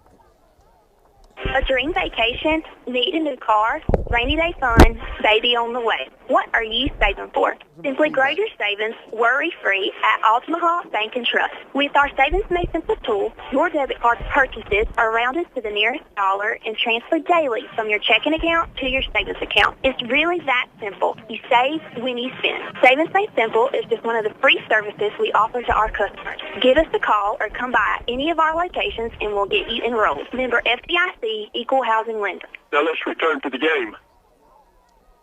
Thank you, Ronnie. We've got 11 seconds remaining here in the first half. Jackets up 22-0 on the Bank Hazer scoreboard, but threatening with first and goal at the 9-yard line. Ware County 14, Bainbridge County 6 on the Bank Hazer scoreboard. Toombs County still leads Berrien County 14-0. Coffee 20, Glen Academy 0. Bacon County 21, Tattnall County 0. Wilcox 27, Telfair County 6. Jackets ready to go. First and 10 on the 9 on the near hash. Cade rolling far side, looking to throw. He's under some pressure. Got a hold and a flag. Is he going to spin out and get to maybe the 8-yard line with 1.7 seconds left? Jim, I do want to clarify something. We got a couple guys posting that we got a little bit of feedback and it's pausing.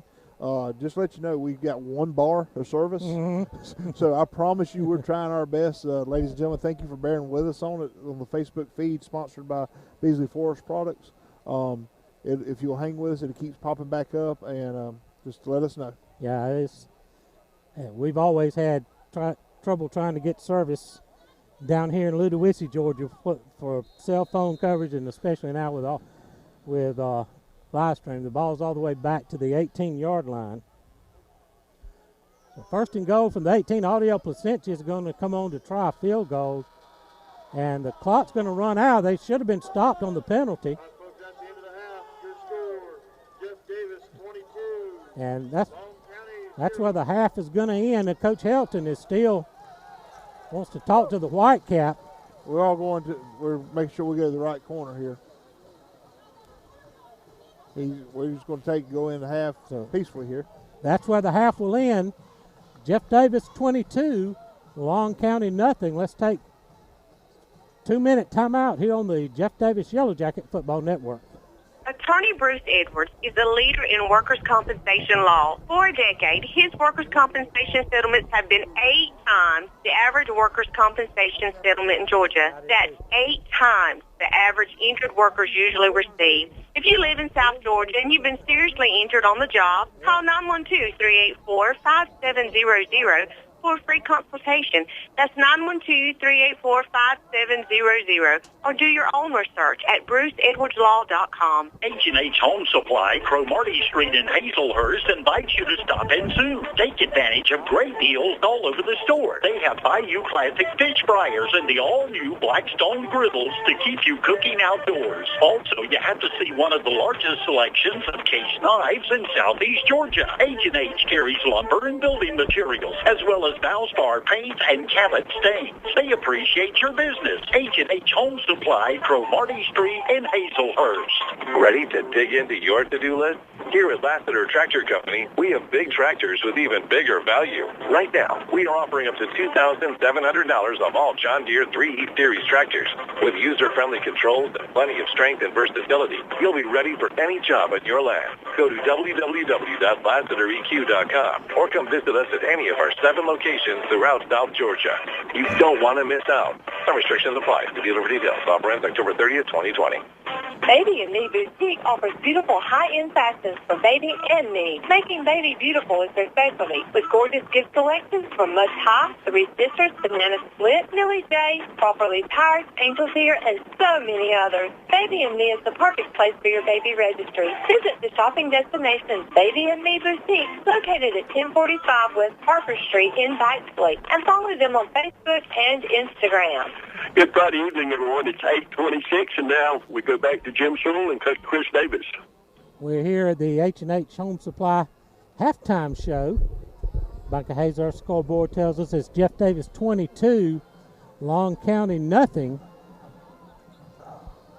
And we're going to know if we can pick up the band playing down the corner. Let's see if we can get it that way.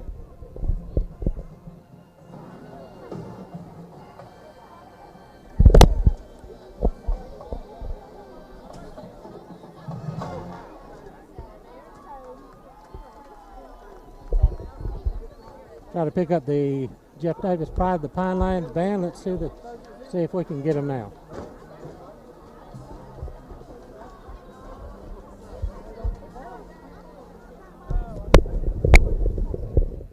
Oh, it looks like we're not going to be able to.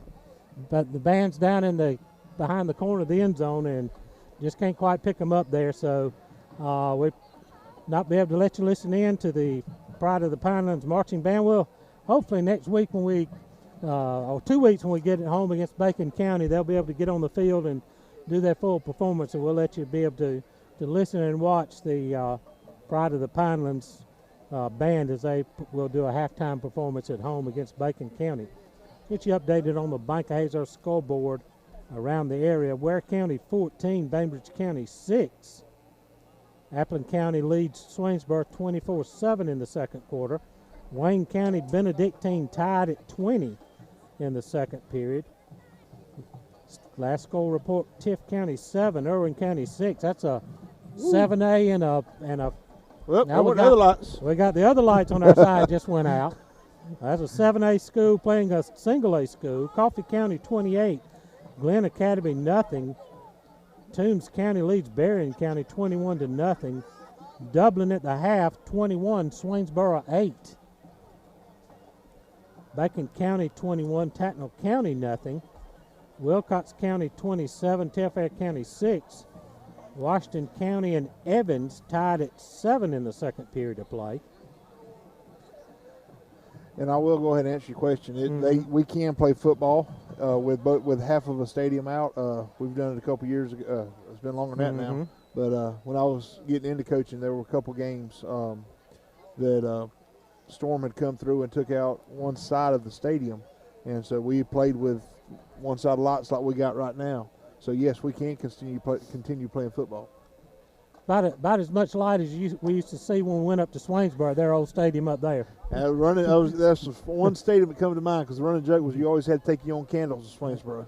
And they had those all black uniforms and that dark stadium. Now all all but one light. Oh, now we might be in trouble. We have one set of lights remaining here. I don't know that we can play with just one set. No, we're done. Well, I don't know. There's a glow off the scoreboard. Well, I'm not sure how much I like the red glow off the scoreboard with the full moon coming up behind the trees. Yeah. You know? So it's October, Yeah, and it's 2020. It's starting off October this way, and you're right, 2020. Let's just go ahead and head to the house. People across the way, cheerleaders with their cell phones out, with the lights on their cell phones waving. The Pride of the Pineland band continuing to play in the dark. They know the notes by heart. That group has been working real hard all summer. Yep. To know the stuff, and they're so eager to get on the field to perform, and they've yet to have that opportunity. And so, in 2 weeks when we get to do it, please just come out and support us at Yellow Jacket Stadium. Back home, I'm here on our sidelines. Our cheerleaders have been performing here, during the first half, and of course, we'll get to recognize them next 2 weeks when we're at home, as they won the game day championships last year to bring a state championship back home to Jeff Davis. Yes, sir, they did. It was the second year of game day for GHSA recognizing it, and first year they ended up third in the state, and it was whenever they had some classification. They had single, double, and AAA combined. Last year they went up, and GHSA broke it down into classifications, and the girls were able to come home as champions, and a great experience for that group of girls. They've always had competition cheerleading where the girls go out and they looks at tumbling, looks at those stunning. Game day is more about going out and being what you see at the football games, getting crowd involvement, a band dance. And so giving that group of cheerleaders an opportunity to go out and perform and show their skills, they did a fantastic job last year. And they're looking forward to going and competing and defending their title again this year to be at the end of February. Give you a scoring recap here in the first half. After the Jeff Davis defense gave up a couple of first downs, they were able to make a stand, force a punt. C.J. Parker took it, gathered it in about the 20-yard line, and raced all the way to the end zone for a touchdown.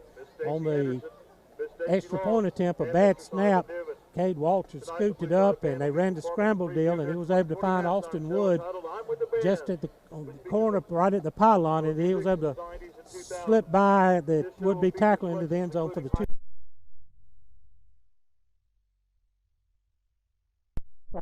Well, we're back. Let's see if we, not sure if we still got a phone connection or not. We just lost power ourselves, if you're listening to us, ladies and gentlemen. So we're checking to see if we're back on radio. Nope. I think we're back on Facebook. We just lost all power here at Long County Stadium. We're all back on Facebook, I believe, but all the lights have went out. Welcome to Verizon. We're trying to get back on the radio if you're just back joining us. 2020, ladies and gentlemen, welcome. I don't know what else to say about that. They are working to get the lights back on, but that is Mr. Jim trying to call back to the radio station and hook us back up with the radio. With our Facebook feed, we are trying. Welcome to Verizon Wireless.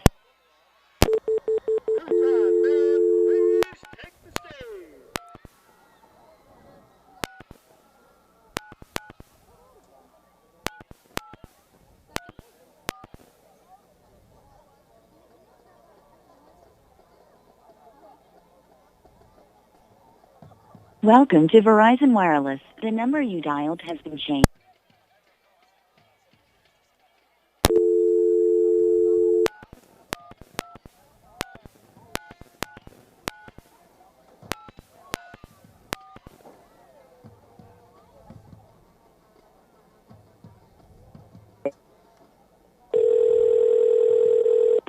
Hello? Hey. Hey. We're in the dark, but we got a little bit of power. Yeah. Are you going to be able to play? I don't know. We'll just send it back to us. We'll see what we can do. Hold on. Let me lock you in. Okay. knowledgeable staff values themselves on getting your prescription filled accurately and as quickly as possible. Lumber City Drugs offers free delivery to all of Jeff Davis County and the surrounding areas. They are also offering flu shots. Go ahead and get yours early. Also, check out their great gift selections, jewelry, and T-shirts from Lumber City Drugs. Good luck on a winning season. Go Jacket. Well, we made reconnection with Jim and Coach Chris Davis, so at this time we'd take it back to them. Thank you, Ronnie. We're in the dark. That's an understatement. We do have power right now, but we are in the dark as the Long County Blue Tide Marching Band is on the field performing in the dark. We're doing a recap of the scoring, so let's go back to that as we're in the dark here in the H&H Home Supply halftime show. Jackets got on the board first after forcing a punt. C.J. Parker took it 80 yards for the score. Bad snap on the point after attempt, and Cade Walters scooped it up. Running the scramble drill, he was able to find Austin Wood for the two-point conversion. Jackets were up 8-0 with 8:50 remaining in the first period. On the ensuing drive for Long County, they fumbled. The Jackets recovered it to 12. 3 plays later, Austin Wood took it in from 9 yards out, and the Jackets, after the Audiel Placencia extra point, were up 15-0. The teams traded possessions. The Jackets were able then to get a long drive as they started at the Long County 41. A 9-play drive, cashed it in with Peyton Laney taking it in from 1 yard out with 10:57 to go in the half. The point after kick was good, and the Jackets led 22-0. The teams traded a couple of possessions. The Jackets fumbled it away right at midfield, but the Long County was not able to cash in. The Jackets got it at their own 20 with 3:10 remaining. Were able to drive all the way down to the 9-yard line. A holding penalty backed him up to the 18, and Audiel Placencia was sent on to try a field goal with just about a second left on the clock. But before we could get lined up, they restarted the clock, and so the half ended kind of in a little bit of controversy. But we're here at the half in the dark with the score on the Bankhazer scoreboard. Jeff Davis 22, Long County nothing. We apologize to those who are listening in and those that are trying to watch on the live stream. We got very shaky cellular connections here, so hopefully we'll do the best we can, and please bear with us. But we appreciate those who are tuning in on the live stream on the Beasley Forest Products Group live stream here at Long County Stadium. We're in the dark. We're going to take another 2-minute timeout, get some words from our sponsors here on the Jeff Davis Yellow Jacket Football Network. McCarty Auto Parts strive for 100% customer satisfaction. If they do not have the automobile part that you need in stock, they have the sources to find the parts you need. They have a wide range of part and domestic inventory. Give their sales team a call today for the parts you need. 912-375-2675 or online at McCartyAuto.com. And be sure to follow them on Facebook. Southern Eye Care has been your trusted eye care specialist in Hazelhurst since 1995. You can count on their expertise in treating all types of vision problems to help you see your best. From glasses to contact lenses, from surgical vision correction to treatment of eye disease and injury, their team is here to help take care of your eyes. Call to schedule your appointment today, 912-375-2516, and online at SouthernEyeCarePC.com. Go Jackets! If you are a Class A CDL holder with 2 years of experience, come on out and apply with Williams Brothers Trucking. WBT cares about the safety of their employees and would love to have you as a part of our family. WBT offers great benefits like competitive pay, 401k, health care, and hauls that will get you home every day. We look forward to working better together with you. Williams Brothers Trucking in Hazelhurst. Abundant Life Pharmacy in Baxley cares about your health and your family. Visit them for all your prescriptions and over-counter drug needs. While there, choose from their large selection of drugs, gift items, and they even have a health food store that offers gluten-free foods. You can use their convenient drive-up window or go inside. Abundant Life Pharmacy, located at 117 North Main Street in Baxley, across from McDonald's in Baxley, or call 912-367-8404. Go Jackets! And now it's your turn, Jim. sorry. One set of lights back on here. The one that went out first. They're finally back on. If it takes the rest of them that long to come back on, we might be in trouble. So we've got one little corner of the field lit, and they are working on the lights as we speak. So we do appreciate the efforts that Long County people are putting into hopefully getting us back so we can get started here in the second half. Chris, the Jacket defense really, after giving up a couple of big plays on the first two snaps of the ball game, really settled in and kept Long County bottled up. Jim, they did, and they also did a great job. We talked about they've only ran 2 plays on our side of the field all night, and that was the first play of the series whenever we fumbled, and they got it right on our 48-yard line. And we took them back on their side of the 50, and they come back across to punt back to us. So they come back to the original line of scrimmage. So they've only ran 2 plays all night on our side, and we've had one big drive. Yep. And then there at the end of the game, we had another long drive going, and like you said, kind of in a little bit of uncertainty of what happened with the clock. But and we overcame a couple of big holding calls on that drive. Cade Walters hitting a couple of big passes to get us downfield in a hurry. It was only 3 minutes on the clock when we took over, and at our own 20-yard line, I believe it was. Yes, sir. And put a drive together. Yeah, they punted it into the end zone, and that was our deepest start of the night. Was on our own 20, and we drove down the field. The series before that, we had completed a 3rd and set 22 on a long pass from Cade, and that last series there, same thing. We had a long 2nd down and got in with a manageable one. Got a offsides call on long, put us down to 3rd and 5. We kept the chains moving. Then had a great play by C.J. Parker down inside the 10, come up and basically a rebound jump ball situation. And C.J. came down with it. And, of course, then we had a couple of penalties and still not really sure what happened there with the clock on that.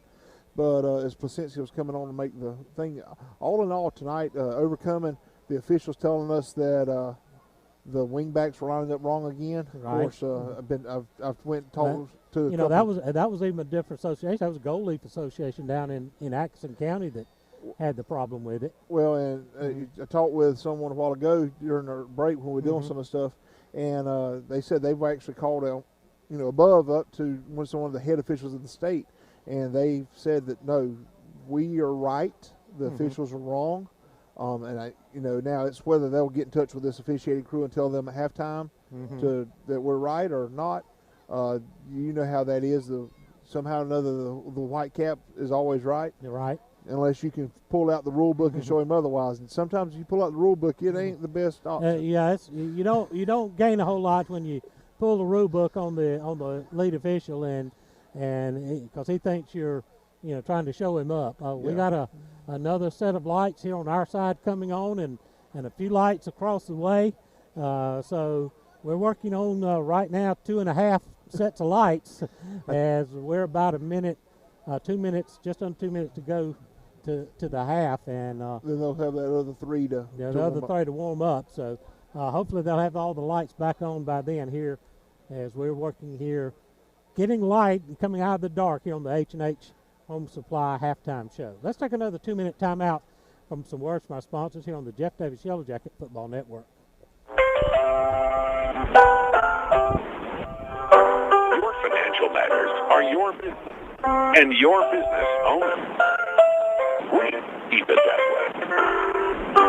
At the Bank of America, we have a tradition of confidentiality. Bank of America, member FDIC. Did you think you may need to call Ear, Nose, and Throat Clinic of Coffee County? ENTCC provides a full range of ear, nose, and throat services for patients of all ages, including treatment of sinus disorders with endoscopy surgery, the treatment of sleep apnea and snoring, and allergy testing and treatment. If you'd like more information on any of their services, please ask any member of their team. 912-384-2200. 2 convenient locations, one in Tipton and one in Douglas. Let the providers at Ear, Nose, and Throat Clinic of Coffee County help you feel better. Hi, I'm Jason Wilcox, Director of Behavioral Health at Jeff Davis Hospital. When it comes to mental health issues, you want personal care and devoted attention for your loved one. Jeff Davis Hospital has a new state-of-the-art behavioral health unit with all private rooms. Dementia, depression, bipolar disorders, anxiety disorders, and schizophrenia are a few of the conditions we treat in our behavioral health unit at Jeff Davis Hospital. Now you have a center of excellence close to home. Allow our excellent staff to assist your loved ones on the road to recovery. A dream vacation? Need a new car? Rainy day fun? Baby on the way. What are you saving for? Simply grow your savings worry-free at Altamaha Bank and Trust. With our Savings Made Simple tool, your debit card purchases are rounded to the nearest dollar and transferred daily from your checking account to your savings account. It's really that simple. You save when you spend. Savings Made Simple is just one of the free services we offer to our customers. Give us a call or come by any of our locations and we'll get you enrolled. Member FDIC, Equal Housing Lender. And now let's go back to the ball game with Jim Sewell and Coach Chris Davis. We're going to check in with Paul Wood, our Southern Eye Care sideline reporter, with Coach Lance Helton. I'm down here with Coach Helton on the sideline. Coach, tell me how you feel about the game so far. Man, our kids are playing real hard. Our coaches are doing a great job. I'm the one letting us down tonight. I got to fix it. We got to fix it. We got to be more disciplined. Ultimately, that all falls on my shoulders. So, that was the talk at halftime. We got to get back to us. We got to be disciplined. And I got to do a better job of leading this bunch. Can you give me a heads up on any kind of halftime adjustments you want to play? Yep, try to figure out what we need to do with our wing backs because it seems like no official in the state knows. That was the joke I was told to ask. What's the deal with the wing backs? Any words on that? That's a good question. No comment. Thank you, sir. We'll let you get back to it. Y'all take care now. Back up to y'all, Jim. Thank you, Paul. Thank you, Coach Helton. Once again, we got this controversy. We've had it now for 2 games where the officials don't like the way our wingbacks line up. As Chris said, that our coaches have contacted the state association officials, and they say that what we're doing is absolutely correct. But each officials sometimes they interpret rules their own way. I was going to say it comes to the interpretation because they changed the rule this year. Something about being in the box inside of the hips of the tackle, that you've got to be facing the line. You can't be sideways. And I don't know if they're looking at our feet and using that. Mm-hmm. I don't know what they're using as their judgment, but it boils down to a judgment call. And that is the one time that you can really get on the official's bad side is questioning their judgment. Right. If you can question a rule, that's one thing, but when it rolls into a judgment, it's whenever you get in some issues. We're just about to get all 4 sets of lights back on. We've got the 4th one as coming back up to power, so we're hopefully be back underway here in just about a minute and a half. I think they put a little extra time there on the clock to try to let the lights come up to speed here. Let's check on the Bunkhauser scoreboard here at the half. The Jackets lead at 22-0 over Long County, and see if we can figure out here and try to check some scores on the Bunkhauser scoreboard, and somehow or another my phone got in airplane mode. It's 2020. I was going to say, we were talking about earlier about the full moon coming up. The red glow of the scoreboard is that it went dark out here. We appreciate the guys, the followers on Facebook following us, dealing with it, because that is the one thing that we can't control whenever we go somewhere is the signal. The signal, the cellular signal. And it's always been difficult. I've done a lot of baseball games here, done some football games in the past, and even doing them, just audio only, strictly on a cell phone call, we've had problems with signals dropping and those type things. So it's not unusual. I was hoping that getting back over here this time we were, maybe they'd got a better tower installed or something. But we thank everyone who's bearing with us on the live stream. We are now, I think, up and running full stream on WHJD 105.9 The Sting, 105.9 FM. So we appreciate everyone that's tuning in with us there, and we'll try to bring this second half to you. The Jackets will be receiving to start the second half after we deferred the opening half kickoff. This will be the first play, I think, under full 4 nights. Well, we ain't kicked off yet. So Long County will. They're on the wrong side there, Hot Rod. Long County will be kicking off.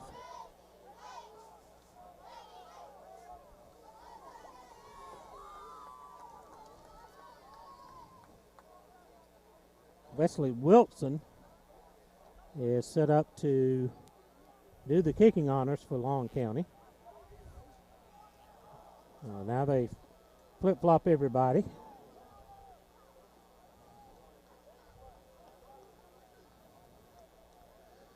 Now we're flipping. There we go. Oh, my goodness. Is it cold up there in that box, Jim? We're not in any kind of box. But, no, it's really nice. It's pleasant. Jim and I lean too hard back on this rail. We're going backwards. Willie Skipper and C.J. Parker back to return the second half kickoff. Your Bruce Edwards, your personal injury attorney, kickoff about to be made. Wilson has it teed up. Got it teed up on the near hash. He's going to kick it high and short. He's going to take it at about the 8-yard line. Coming up near side, and we're going to be up around the 25. Willie Skipper on the return there. They're going to spot him probably a yard short there, it looks like. Well, at least we can see the hash marks now. They're going to spot him at the 24. So the Jackets will start 1st and 10. Ball will sit on the near hash. See if I can get back up.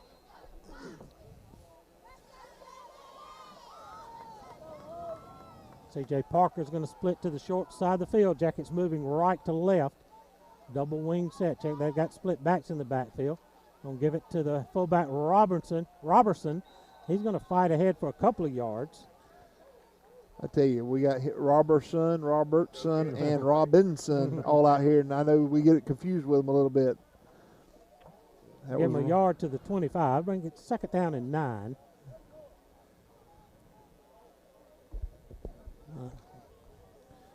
Ball stays now just inside the left hash as Parker comes split to the left.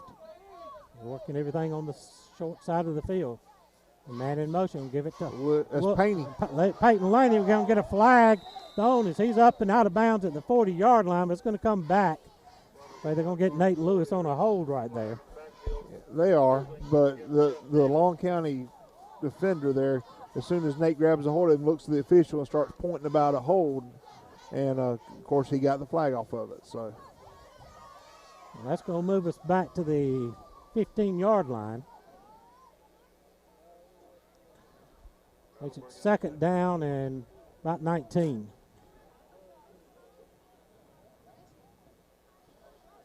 $16 got to get to the 34. 2nd down and long. We'll send 2 receivers out. Austin Wood, one of the splits in the slot. 1 wing back, 1 fullback. Cade back to throw, rolling near side. It goes over the middle. 2 intercepted. Oh. Long County picks it off, running it back. He's got a lot of blockers in front. He's going to take it in for the score. Looks like it was a miscommunication there on the route because Cade overthrew it there. It looked like he was looking for the guy to go long and landed right in the defender's lap. So Long County gets on the board with 10:38 remaining in the 3rd period. Wilson on to attempt the extra point.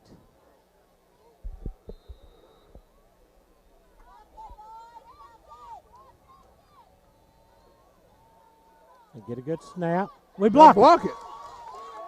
The Jackets block the extra point. So with 10:38 to go, back has our scoreboard. Jeff Davis 22, Long County 6, 30 seconds on the Jeff Davis Yellow Jacket Football Network.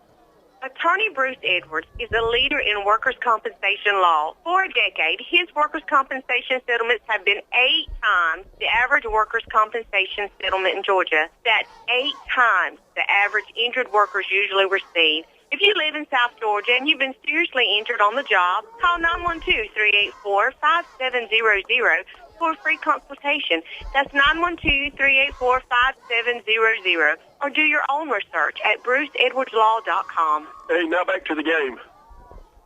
10:38 remaining in the third. Your new score, the Bank Hazer scoreboard, Jeff Davis 22, Long County 6. Wilson has it teed up on the near hash. Willie Skipper is going to come to the near side. C.J. Parker to the far side to return.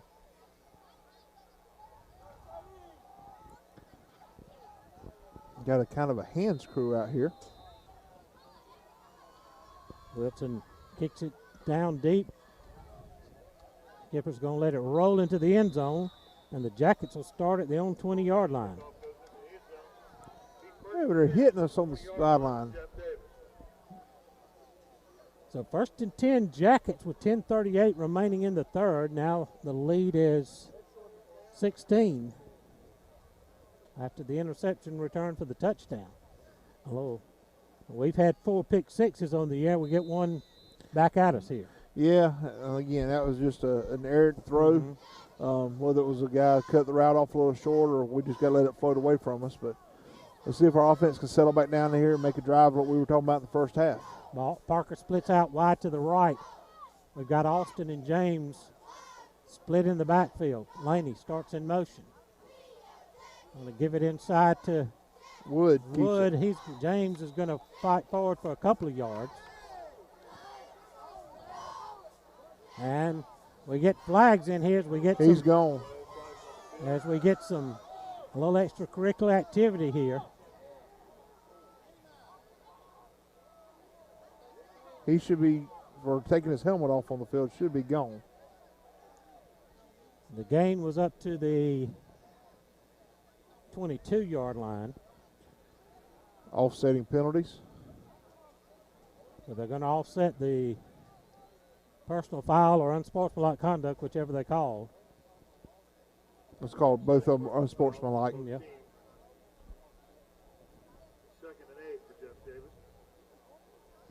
Second down and 8.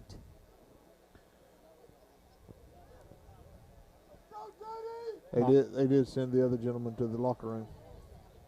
See him walking off the field over there. So Parker's going to split to the short side of the field. I believe we got Willie Skipper split behind James in the backfield. Cade's going to roll near side, looking to throw. Come downfield, complete to CJ at the 40. He's across midfield and out of bounds.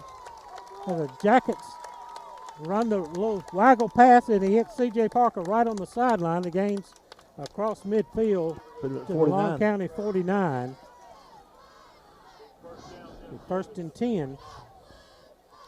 Motion is getting involved in the game here.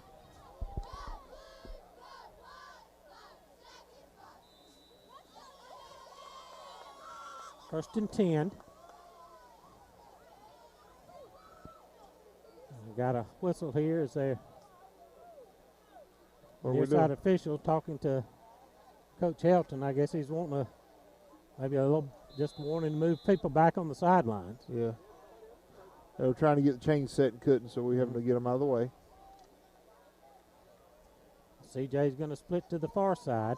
Austin back at one wing back, Laney at the other, James at the fullback. Austin goes in motion. Sprints out to the far side. Cade rolling, looking to throw. Hit from behind, ball comes loose. Long County's scooped it up. They're going to try to take it in for the score. It's going to be a scoop and score, and just like that, it's we got a flag on the play. 22-12. There is a flag on the play. There's a flag, like you said, about the 15-yard line. Tell you, that defender come in and caught Cade from the blind side. Ain't much he can do right there.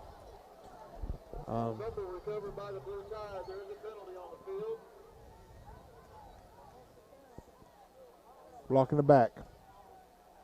So that will come back. That takes the touchdown off the board. And so Long County, though, will take over in Jacket territory. They'll have good field position to start this drive, trying to get back in the ball game. It's 22-6 right now on the Bank Hazer scoreboard. Jackets with the lead. They'll move into the... It's right at the 20, between 25 and 24. Let's call it the 25. At 9:48 to go. They stay full wide set. Now they move the back out of the backfield. Empty backfield set. The man in motion across the formation. That was the guy. Give it to Johnson on the sweep. He's going to have 7 or 8 yards, and we're still trying to wrestle him down. Powell still moving. He's going to be close to a first down. He may have it around the 15. They just punched us in the face. And a flag comes flying in. And they got one of their guys chasing one of our guys back towards the huddle.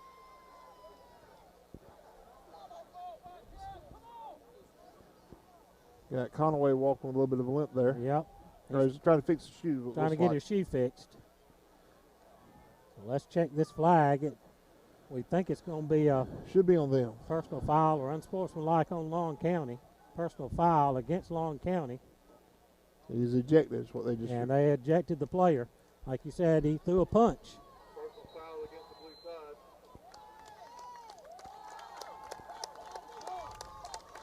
So that'll move them back.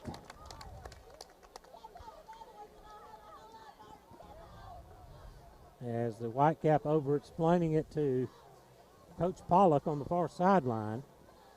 He'll wait for them to mark off the penalty. And I'll tell you, Jim, some of that comes from the officials there, letting that pile just keep kind of mulling around instead of calling the ball dead. And it was about where the run ended, which was about the 15-yard line. So they're trying to break the huddle and run the play. We didn't even move the ball. And now they're walking off, should be 15. Bring it out somewhere around the 30-yard line. We'll make it at the 29.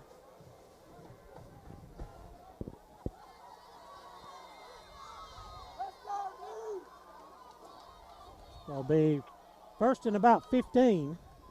Snap, going to quick pass over the middle, complete. Going to be down at around the 15-yard line. Inside the 15 to about the 14. That's going to be a first down.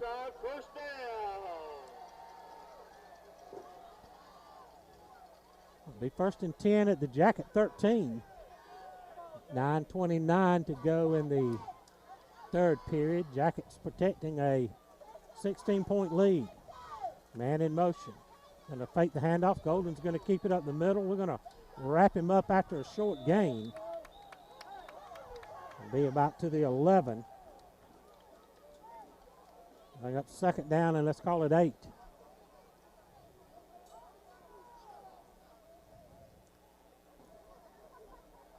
Quarterback picks up about 4 yards. He's second and 6. Ethan Griffin checks into the game for the Yellow Jackets on defense. They stay full wide. Ball second down and 8. Clock running at 8:48, so the man in motion. Golden is going to fake the handoff. Again, he's going to keep it. He's going to break through, get a flag, couple of flags thrown. He's into the end zone. That's going to come back. And they're going to take that touchdown off the board, I believe. There's 2 flags through. They don't call him offset because this official looks like he's motioning face mask.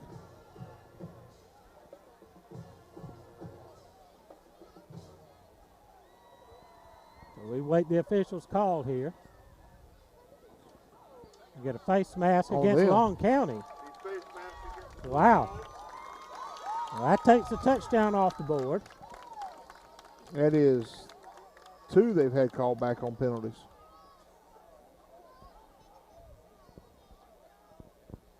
And that's going to move the ball back.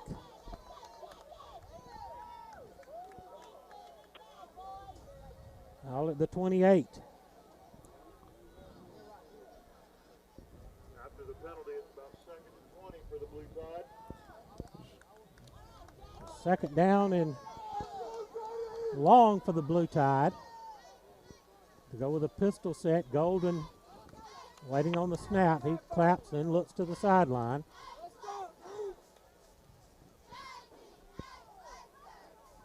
Williams in the backfield in the pistol set behind. We'll get a timeout. Got a timeout. by Long County. McCarty Auto Parts timeout, 30 seconds on the Jeff Davis Yellow Jacket Football Network.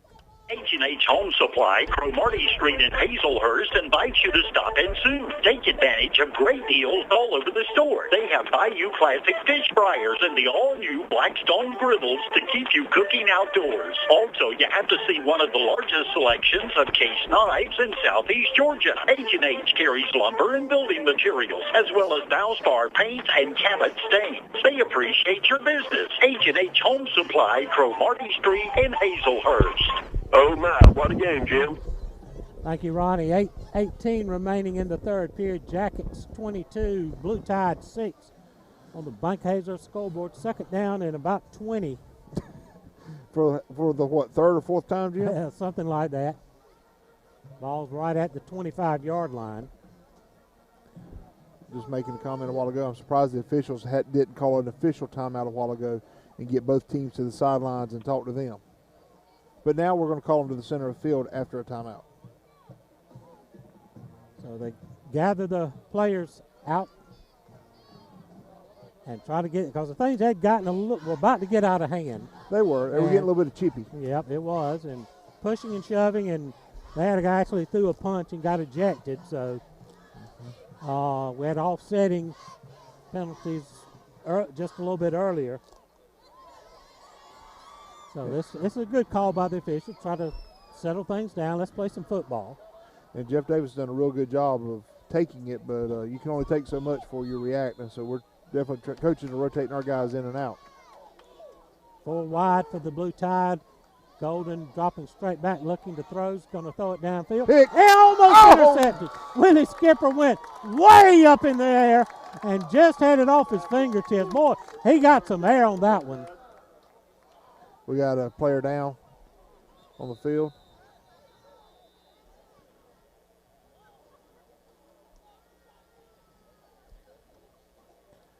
And C.J. Parker down. Looks like it might be a cramp. C.J. was running with the receiver, and he may have had a shot at it too, but Willie, boy, if the basketball coaches were watching, they'll make sure he's going to try to get out there on the basketball floor. He got up in the air. He dang sure did. He read the ball, watched it go, went to the peak of it, come across, and jumped right in. C.J. was going after it too. He was a little bit behind the receiver. And when he come down, they're coming out there to check on him because might have tweaked that ankle a little bit, might be what they're looking at instead of a cramp. So we got a stoppage in play here on the injury timeout. Let's take a McCarty Auto Parts 30-second timeout on the Jeff Davis Yellow Jacket Football Network. Ready to dig into your to-do list? Here at Lassiter Tractor Company, we have big tractors with even bigger value. Right now, we are offering up to $2,700 off all John Deere 3E Series tractors. With user-friendly controls and plenty of strength and versatility, you'll be ready for any job on your land. Go to www.lassitereq.com or come visit us at any of our 7 locations throughout South Georgia. You don't want to miss out. Some restrictions apply. See dealer for details. Offer ends October 30th, 2020. Douglas Metal and Steel is now offering painted metal for just $1.69 per foot. You heard it right. Painted metal $1.69 per foot. But there's more. Galvalume is only $1.29 per foot. Douglas Metal and Steel is your metal and steel specialist. It's in their name. And they're offering Galvalume for $1.29 per foot and painted metal for $1.69 per foot right now. Stop by Douglas Metal and Steel for your free quote. 2141 Broxton Road in Douglas, or call them at 912-393-1816. Douglas Metal and Steel, your metal and steel specialist. Called him from behind. WHJD 105.9 in Hazelhurst. Now back to the game. Jackets pick off a pass, return it out across the 40 to about the 42. Chris, did you catch who made the interception? I'm looking to come across. I can't tell if it's 8 or 6. His jersey's bundled up there. It's number 6. Terrence Clemens on the pick. Fantastic job stepping up into it right there. By the way, talk about CJ when he was down when we went to the commercial. He come jogging off, so he's fine, getting ready. He'll come back in a little while. Clemens right there made a great read on that ball. Come into him. He gained probably 35 yards on the return. Jackets go to work 1st and 10 at their own 42. Double wing set. Going to give it inside handoff. Going to skip ahead. Laney on the carry. He's going to get it across the 45 to about the 47. Peyton Laney with about 7 yards on the carry. They give him, to the 48. They almost put him at the 49. The 2nd down and 2. As the Jackets turned the blue tide away, they had touchdowns taken off the board twice due to penalties.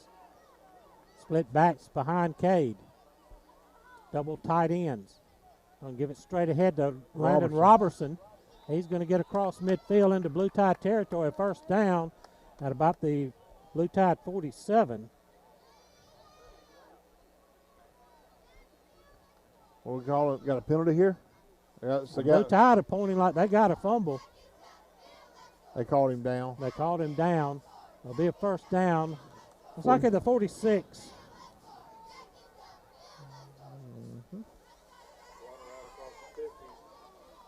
The Jackets back in Blue Tide territory with 7:20 remaining here in the third. Kind of a wild third period here. Again, we stay with double tights, split backs behind Cade. Cade's going to tuck it, try to run the bootleg near side. He's sliding through tackles, and he'll work his way ahead for a couple of yards. That was just individual effort by Cade. Tried to catch him with that little naked bootleg, but they stayed at home. It pick up a 3, moving down to the 42-yard line. Jimmy, he turned when he turned to run the bootleg this way, he had 3 defenders standing in front of him on the 50. Cade did a great job getting through to get us positive yards and get the ball up to the 43-yard line. 2nd and 7. Jackets sprint to the line with 2 tight ends. Gonna give it to Peyton Laney. He cuts it across the 40 inside to about the 38. It's going to be shy of the first down. We'll bring up 3rd down and short. Make it 3rd and 2 now as the Jackets on a drive. We're doing it with a lot of our backups in there. Robertson at the fullback. Split backs. I believe that's Skipper beside Robson. Now check that. And split out to the double wing set. Going to put a man in motion. Cade fumbles the ball, picks it up. He's going to be dropped for a loss back at the 40 on the bobble snap. That was Terrence Clemens in at one of the wingback positions. 4th down and 5. Going to go to put a punt team on here. Try to pin Long County back deep in their territory. They have not shown they can do a long drive against us. Cade Walters in. We run Clemens on late. 5:25 remaining in the 3rd. Cade still looking to the sidelines. We're going to let the clock run down. 5 seconds on the play clock. Robertson moves in motion across formation. Cade with the rugby-style kick. Gets a good kick away. He's going to hit and check up down deep in Blue Tide territory.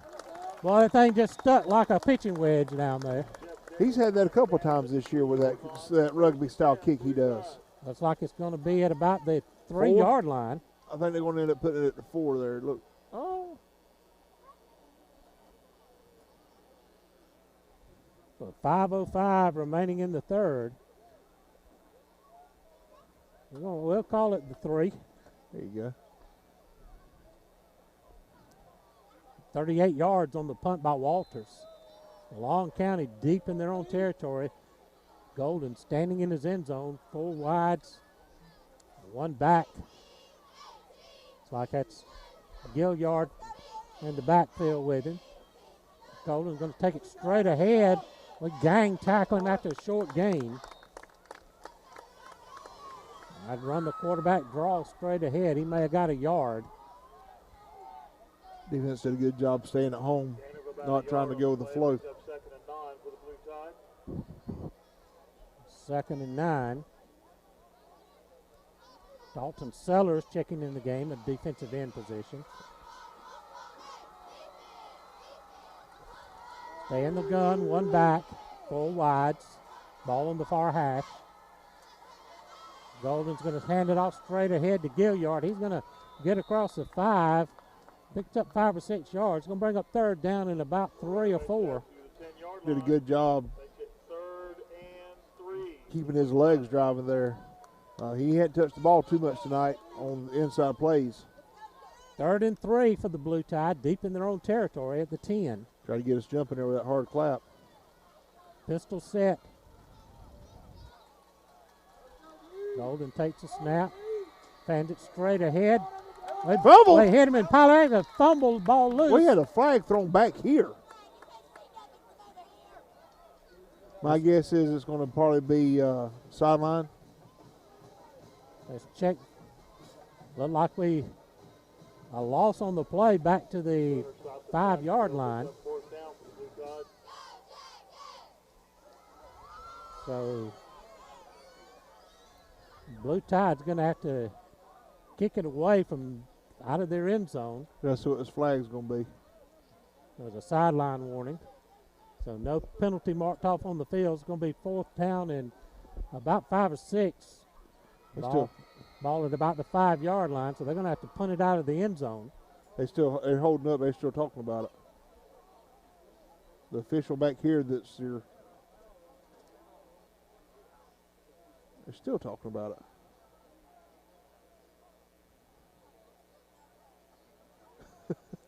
A long discussion on the field. Well, you would think it was either a penalty or not a penalty. It ain't a discussion. Bank of Hazor scoreboard. Wayne County 23, Benedictine 20. That's a halftime score. Ooh. 3rd quarter, Appleton County 34, Statesboro 7. Dublin 21, Swainsboro 8. That's a halftime score. And they're going to move the chains. They are. They got called us for sideline. And they give us one, so that second one they do a penalty. They're going to move it all the way out to the 15-yard line.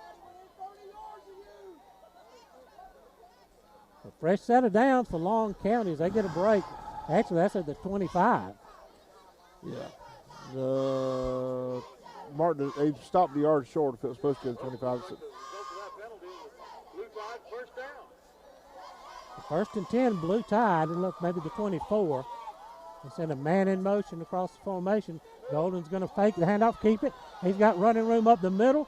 We're going to hit him, though, at around the 30-yard line. He's going to have the first down up at about the 35. Where Yellow Jackets trying to strip the ball from him.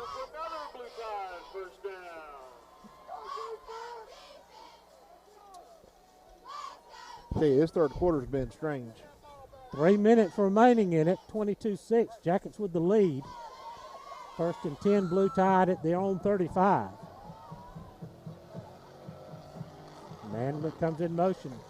Going to give it on the jet sweep far side. He's trying to find running room. He's got a little bit of room over there.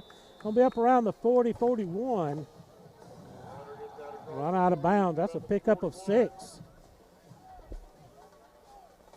Up 2nd down and 4.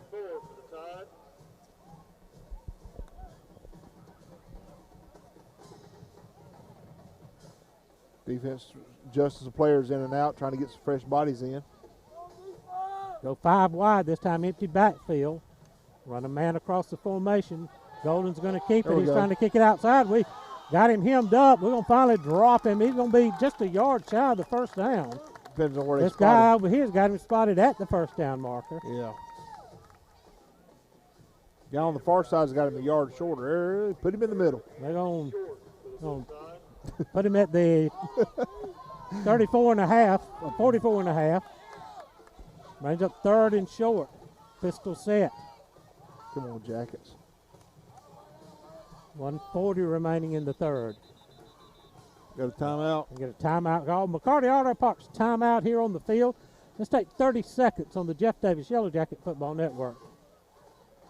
Baby and Me Boutique offers simple, high-end fashions for baby and me. Making baby beautiful is their specialty, with gorgeous gift selections from Much High, The Reese Sisters, Banana Split, Millie J, Properly Tired, Angel's Ear, and so many others. Baby and Me is the perfect place for your baby registry. Visit the shopping destination, Baby and Me Boutique, located at 1045 West Harper Street in Dykes Lake, and follow them on Facebook and Instagram. And now more Yellow Jacket football.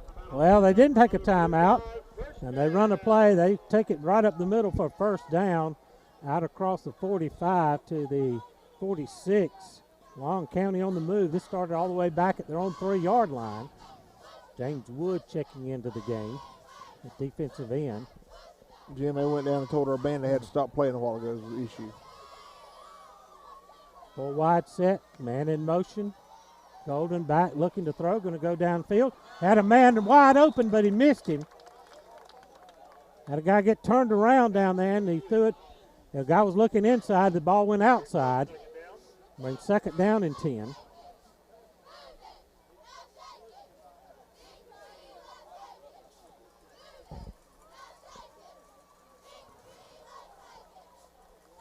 Second down, 10 ball at the Blue Tide 46. And one of the linemen just reset, and they don't call it. They're coming to sweep near side. They're blocking the back. We're going to run him out of bounds. No gain on the play.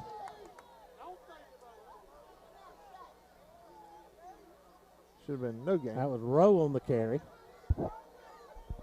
And I can't figure out the tackle on this side just completely reset himself he was off sides, and he set himself up a yard back, and they didn't call it.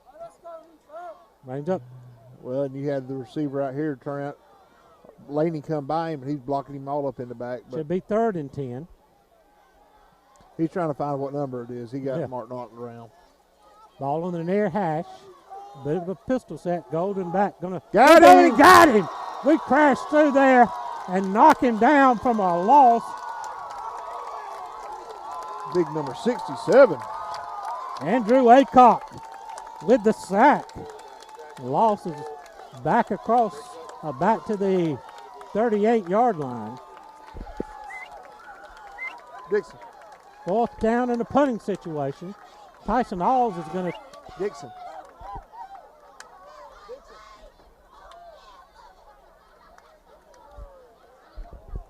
Tyson Alls back to receive the punt. Ball on the near side hash. Rose almost has it blocked. He kicks it away short. Going to hit it about the 35. Take a little bit of a roll, and the Jackets are going to take over at about the 34-yard line.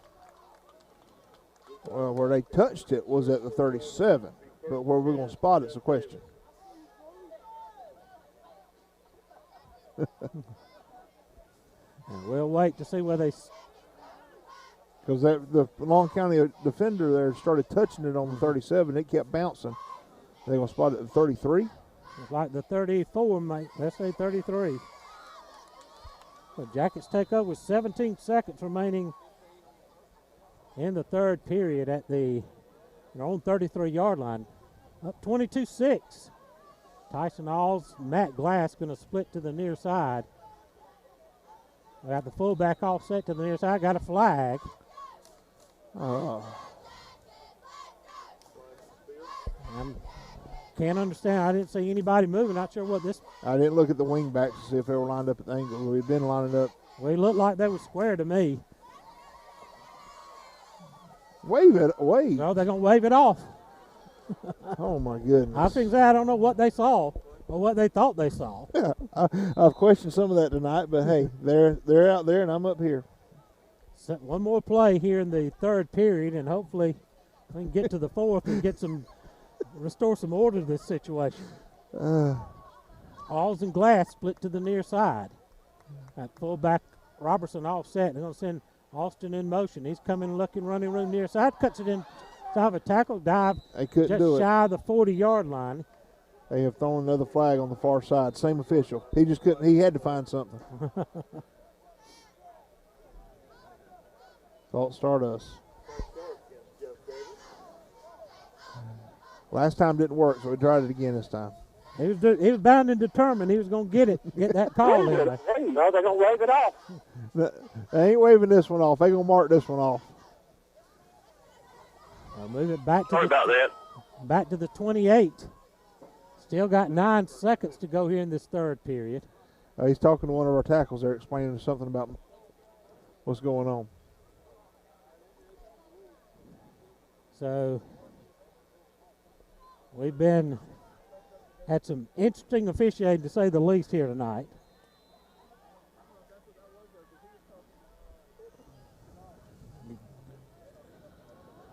Cade Walters under center. Oh, give it back underneath. Back underneath to that Robertson takes it across the 35. That may be Laney. Laney to the 36. There we go. Now that's going to be the end of the third quarter. Your score after 3, Jeff Davis 22, Long County 6 on the Bunkhauser scoreboard. Let's take 30 seconds on the Jeff Davis Yellow Jacket Football Network. Hazelhurst Auto Parts is your one-stop for all your truck and tractor parts. They also specialize in hydraulic hoses, adapter fitting, air conditioner hoses, and all other auto repair parts. Come by and see the local and friendly staff at Hazelhurst Auto Parts, located at 10 Southeast Railroad Street in Hazelhurst, your local Napa store. Hazelhurst Auto Parts that go Jackets. Hazelhurst Auto Parts would like to spotlight seniors number 67, Andrew Acock, and number 18, James Wood. And now back to Jim. Let's go down to the field with Southern Eye Care sideline reporter Paul Wood. Paul, that was an interesting third quarter. To say the least. Jim, I might be standing on my own, but how in the heck Hinesville Association officials still have their license after the repeated problems we've had with them, I have no idea. Well, it's been interesting to say the least. Thank you, Paul. All right, Jackets have it. Second down and about 7 at their own 36-yard line to start the fourth period of play. 22-6. Jackets ahead on the Bunkhauser scoreboard. Tyson Alls going to come split to the wide side of the field. Ball Jackets now moving left to right. Ball inside the far side hash. King on the option. He's going to cut inside a tackle. He's get across the 45 for first down to about the 46.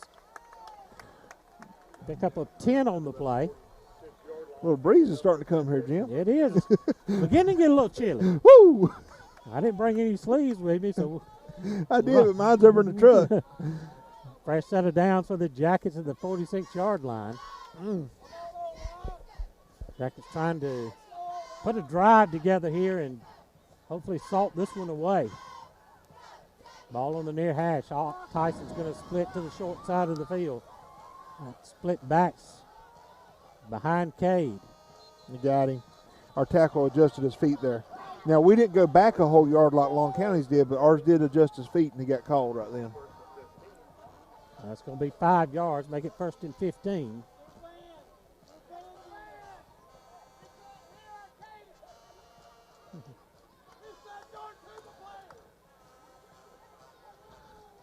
It is a good call. They made our band stop a while ago. Yeah. And their band's playing. Cade Walters brings the play into the huddle. 11:27 with the clock stopped. That's it. All's on a tight split to the far side of the field. Cade under center is going to run the reverse. Oh. We lost the handle and have to fall on it back at the 37-yard line. Alls got it back. Tried to run Alls on the reverse, and he lost the handle on the handoff from Laney. A loss of 4 makes it 2nd down and 19. We had to try to put a drive together. We've gone backwards a couple of times. A penalty now, a loss on a fumbled handoff. Good play. Long County's following with us, and we had the corner, but we just missed the handoff. Wonder if receiver split to the far side, going to give it to Laney. There it is. He's got a little bit of running room. He's going to be up close to the first down. Still pushing his way up. I think they're going to stop him, mark him a little bit short up at the 45. Gets us back right at the original line of scrimmage. I think it's 3rd down and 11. I forgot we had been backed up 9 yards. Yeah, it's been one of them nights. Yeah. But again, I will say the one thing we've done tonight very well that we have struggled with the first couple games is overcoming those big penalties and staying focused. So 3rd and 11, one man split to the far side of the field. Double wing set. Cade going to fake the handoff, play out the pass, going to throw. Downfield, complete. Austin Wood. 35, Austin Wood. And he fumbles. Ball loose on the ground. I think Long County comes away with it. tried to make a little spin move right there. It was, again, he trying to get a little extra yardage. Long County come up and pop the ball out from underneath him, so turnover. 9:49, and Long County gets the turnover. Second fumble of the night for the Jackets. They're going to spot it at the 38-yard line.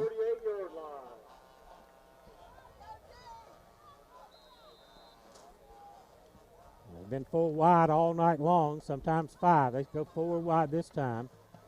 Golden looks to the sideline. And the move is running back up to a wing back position, so empty backfield, sends a man in motion, fakes the handoff. Golden's going to keep it straight ahead. He'll pick up 3 or 4 yards across the 40 to about the 42. Bring up second down. Second down and 6. Clock running, 9.5 to go in the game. Jackets trying to protect a 22-6 lead.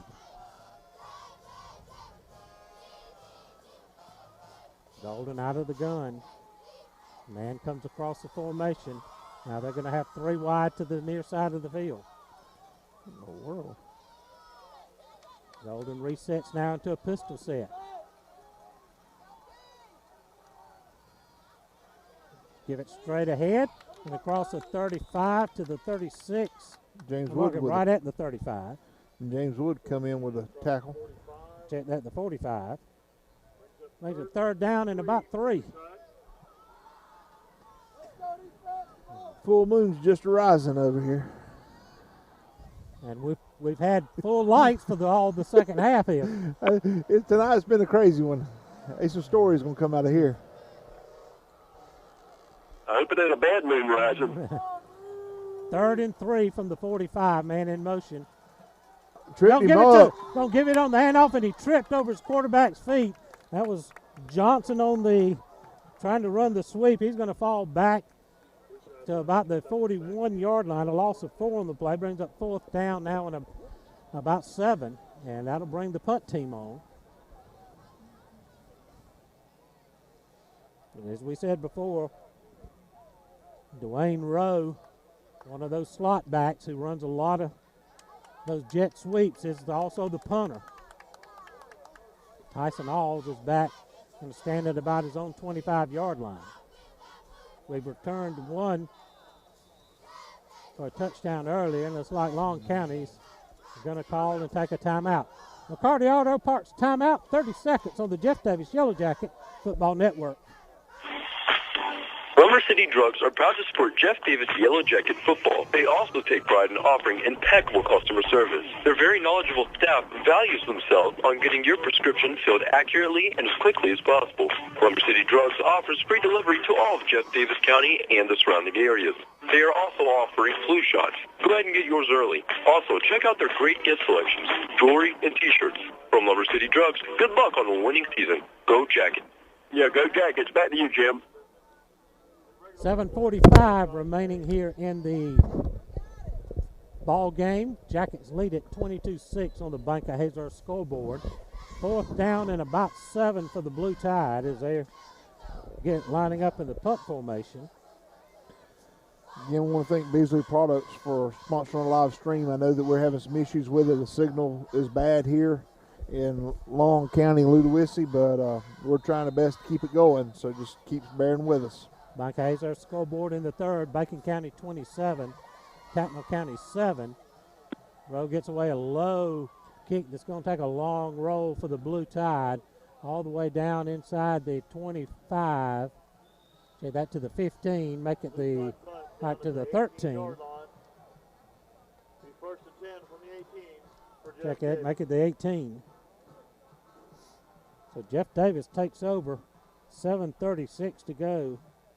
Long field to contend with as they're going to start at their own 18-yard line. And Chris, this is where we need one of those 6.5-minute drives. Jim, I'd take a 7.5 minute right now. But yes, we need to put a long drive together, just grind the clock, grind it on the ground, and go ahead and get us out of this 4th quarter here. Ball on the far hash. All splits out to the wide side of the field. Jackets moving left to right. They give the inside handoff. I believe that's Big James Wood. It's going to power ahead for 3 or 4 yards. Give him 2 up to the 20-yard line. Be second down and 8. That's the 16, 17. Isn't it? I believe I got it. Yeah, I'm on 15. 18, so we start on the 16. Jackets got one receiver to the short side of the field, send a man in motion. Going to pitch it late out to Austin. He's trying to turn the corner. He breaks out and pulls out of a shirt sleeve tackle. He's going to have the first down. Face mask! As he keeps going down, he's going to get a flag right at the end. As Austin Wood gets the first down up across the 30-yard line. I'm going to add some more to it. Yeah, it's called a face mask.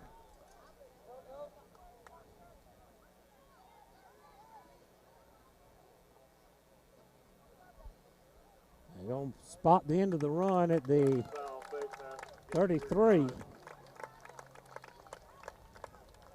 And the 15 yards will tack on and move it out close to midfield.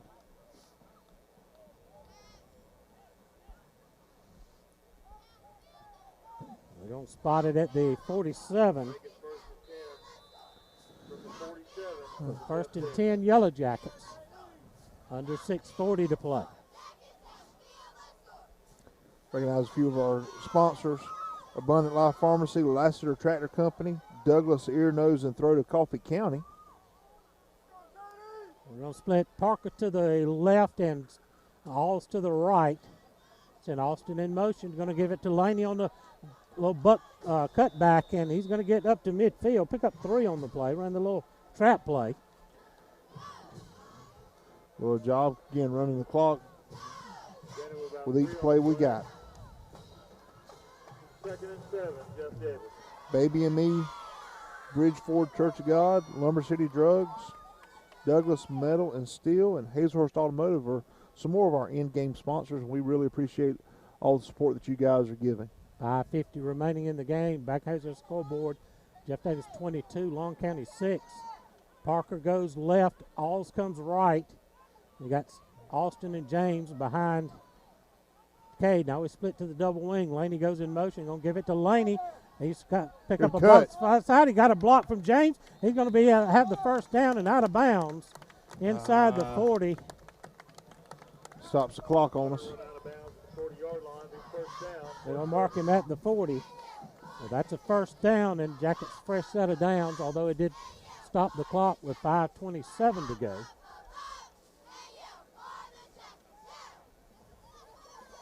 Now in Long County territory at their 40-yard line.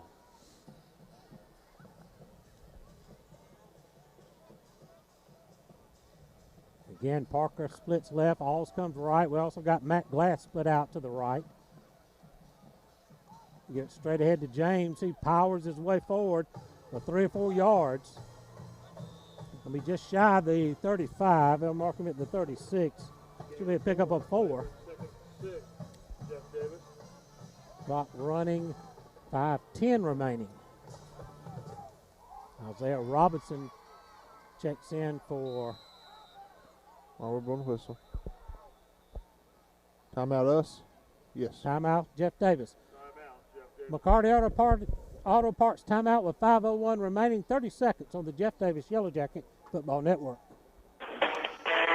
McCarty Auto Parts strive for 100% customer satisfaction. If they do not have the automobile part that you need in stock, they have the sources to find the parts you need. They have a wide range of foreign and domestic inventory. Give their sales team a call today for the parts you need. 912-375-2675 or online at McCartyAuto.com. And be sure to follow them on Facebook. Now back to Jim. We're going to send it down to Paul Wood, our Southern Eye Care sideline reporter. Paul, we're trying to grind out here and try to put this thing away. Yes, sir. I believe we had to take a timeout there. We had a little bit of missed substitution. We had too many coming out, not enough going in. I believe we're going to sit here and try to push them around a little bit, really impose our will, and take it on here and get out of here. Micah Hazler scoreboard update. Toombs County 35, Berrien County nothing. Second down and about 6 for the Jackets at the Long County 36-yard line. We're going to got 2 receivers to the near side of the field. Going to send a man in motion. Skipper going to throw a little back pass to C.J. Parker. C.J. is going to get the first down, and he's going to be knocked out of bounds. That'll stop the clock, but a fresh set of downs for the Yellow Jackets down around the 20-yard line. The Isaiah Robinson did a good job keeping his hands inside out here, making us block for C.J. to be able to get around the corner. We'll mark him at the 19, 1st and 10 Jackets. 4:54 remaining in the ball game. Jackets trying to get to 4-0 for the 3rd season in a row. CJ's going to go left. Tyson Hall's going to come right. We got an empty backfield. We got 2 backs to the left, 1 to the right. Going to give it to Austin, who's coming on the sweep. A lot of blockers in front. He ducks his head and dives forward for 4 or 5 yards.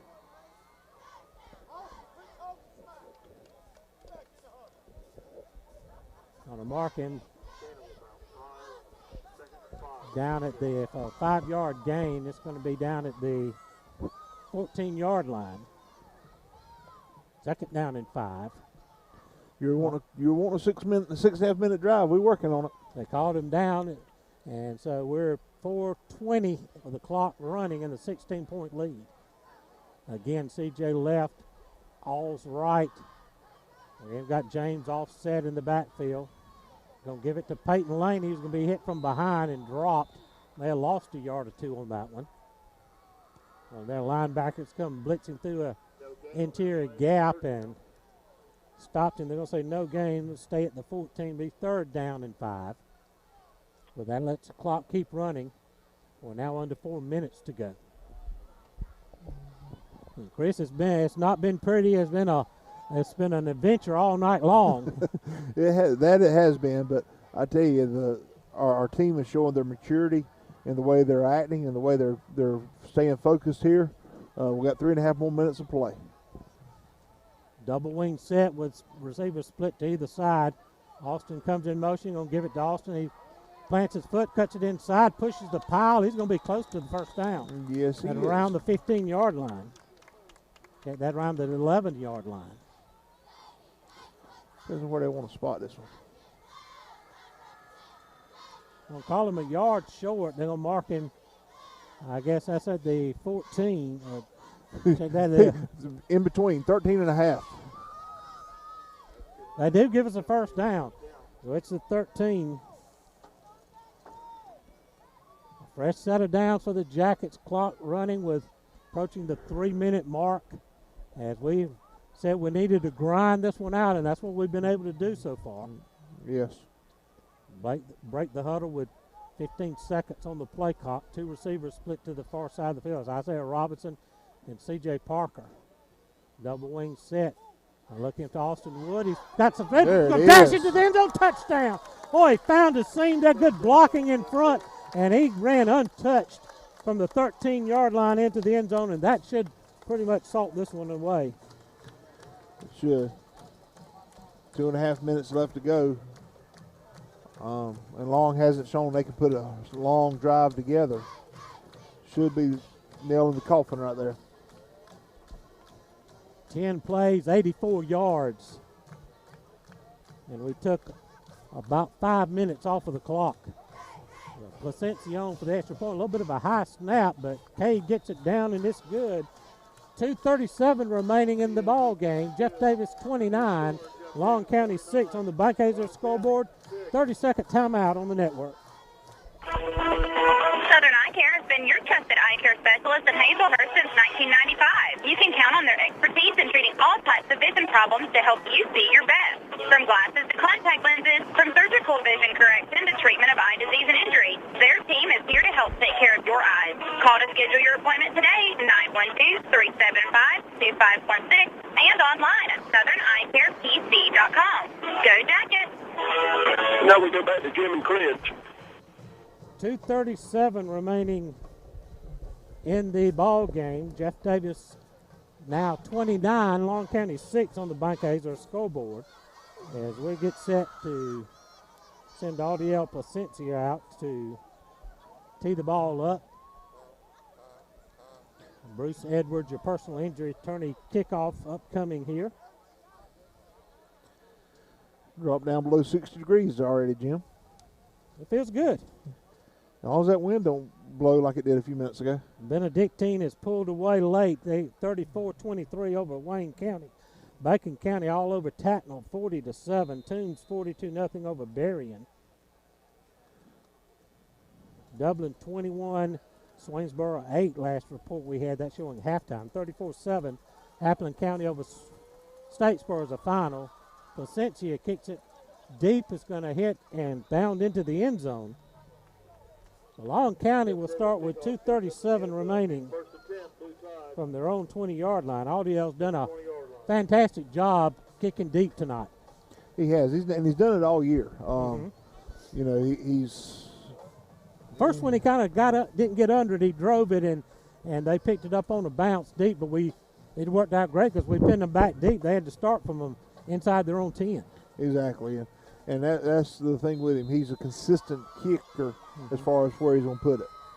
1st and 10, Blue Tide from their 20 as they send a man across the formation.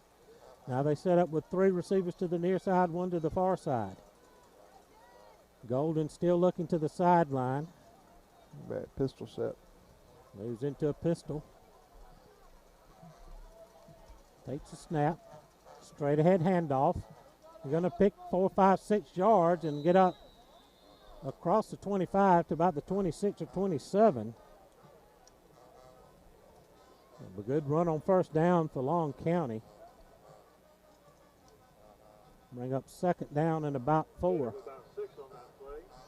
We'll spot him at the 26. Clock running, 2:10 remaining. Jackets now up by 23.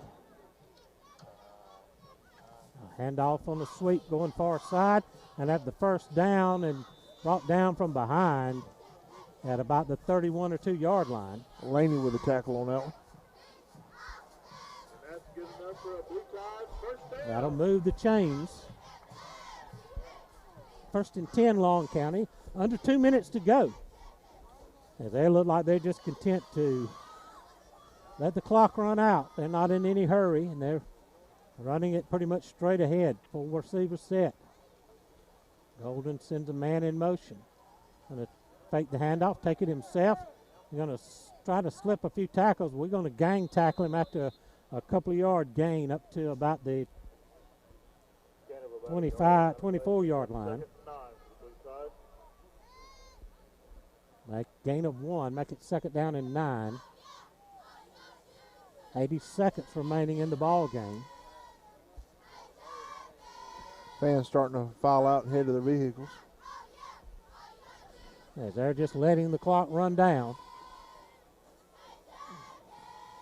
And Jackets are going to take on the win here, get to 4-0 on the season. Golden hands it off straight ahead, pounds into the pile, and the Jackets stack up after a short gain. They'll get up shy of the 35-yard line, call it the 34. Another pick up 1, brings up 3rd and 8. And they'll only have to snap it one more time here. About one more play. Yeah, stay tuned as we'll go down to our Southern Eye Care sideline reporter after the game to listen to the post-game huddle and also get an interview with Coach Lance Helton. Straight ahead handoff. We're going to hit him and take him back. Mine Conaway with the big tackle after a yard gain. And they should be able to let the clock run out from here. Bring up 4th down and about 6. And clock now running, approaching 10 seconds to go. And they're going to let it run out. And your final score here at Veterans Stadium in Ludowici. Banca Hazer scoreboard, Jeff Davis 29, Long County 6. The Jackets go to 4-0 on the season. Long County falls to 0-5. And Chris, it was a game we just had to gut out here in the second half. It was, Jim. We played pretty good first half ball. Had a few errors with some penalties and things. Come over the issue of officials coming at us about our wing backs. Right. Mm-hmm. Then come out in the second half. We started off with all the lights being off. Yeah. And it just having to come back, and things were not typical. And so we had to work on it. we had to get all of our stuff going. But we grinded. That third quarter was unusual. And, great win by the Jackets. Like I said, they did a great job with it. Good to see former Yellow Jacket player Christian Ray here tonight cheering his former teammates on. And so we'll keep it right here as Coach Helton and Coach Pollock again talking out at midfield. Oh, there he comes. He's coming in now. He's making his way over to the huddle here. We'll turn it over to Paul Wood, our Southern Eye Care sideline reporter. Find a way to do it. Love your family. I want to talk to you when you get inside. Let's pray it up, Coach Craven. So there you have it. Short and sweet on that one, Chris. Yeah, it goes back to what we were talking about a little bit earlier. It was ugly. We'll take a win. I don't know how much of it was ugly on our performance or our execution, but it was ugly in the aspect of just the sloppiness of the game. The Long County guys having some personal fouls and some of those scenarios. All right, I'm going to send it down to Southern Eye Care sideline reporter Paul Wood, along with head coach Lance Helton. Coach Helton, here we are again. Again, it's not a pretty one, but it's a win. No, it's not. We got to fix it. It's ultimately on me.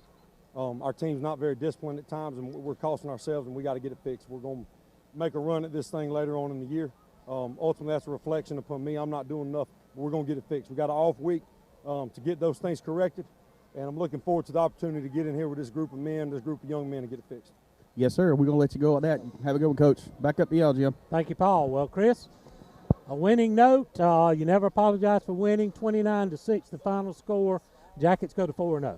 That they do, Jim. And we're hoping that we're going to be at home at the Yellow Jacket Field in the Pinelands the next time we play. In 2 weeks. Or maybe a week. We don't know. But whatever it is, the next time we tee it up, it should be at home in the Pinelands. Well, finally.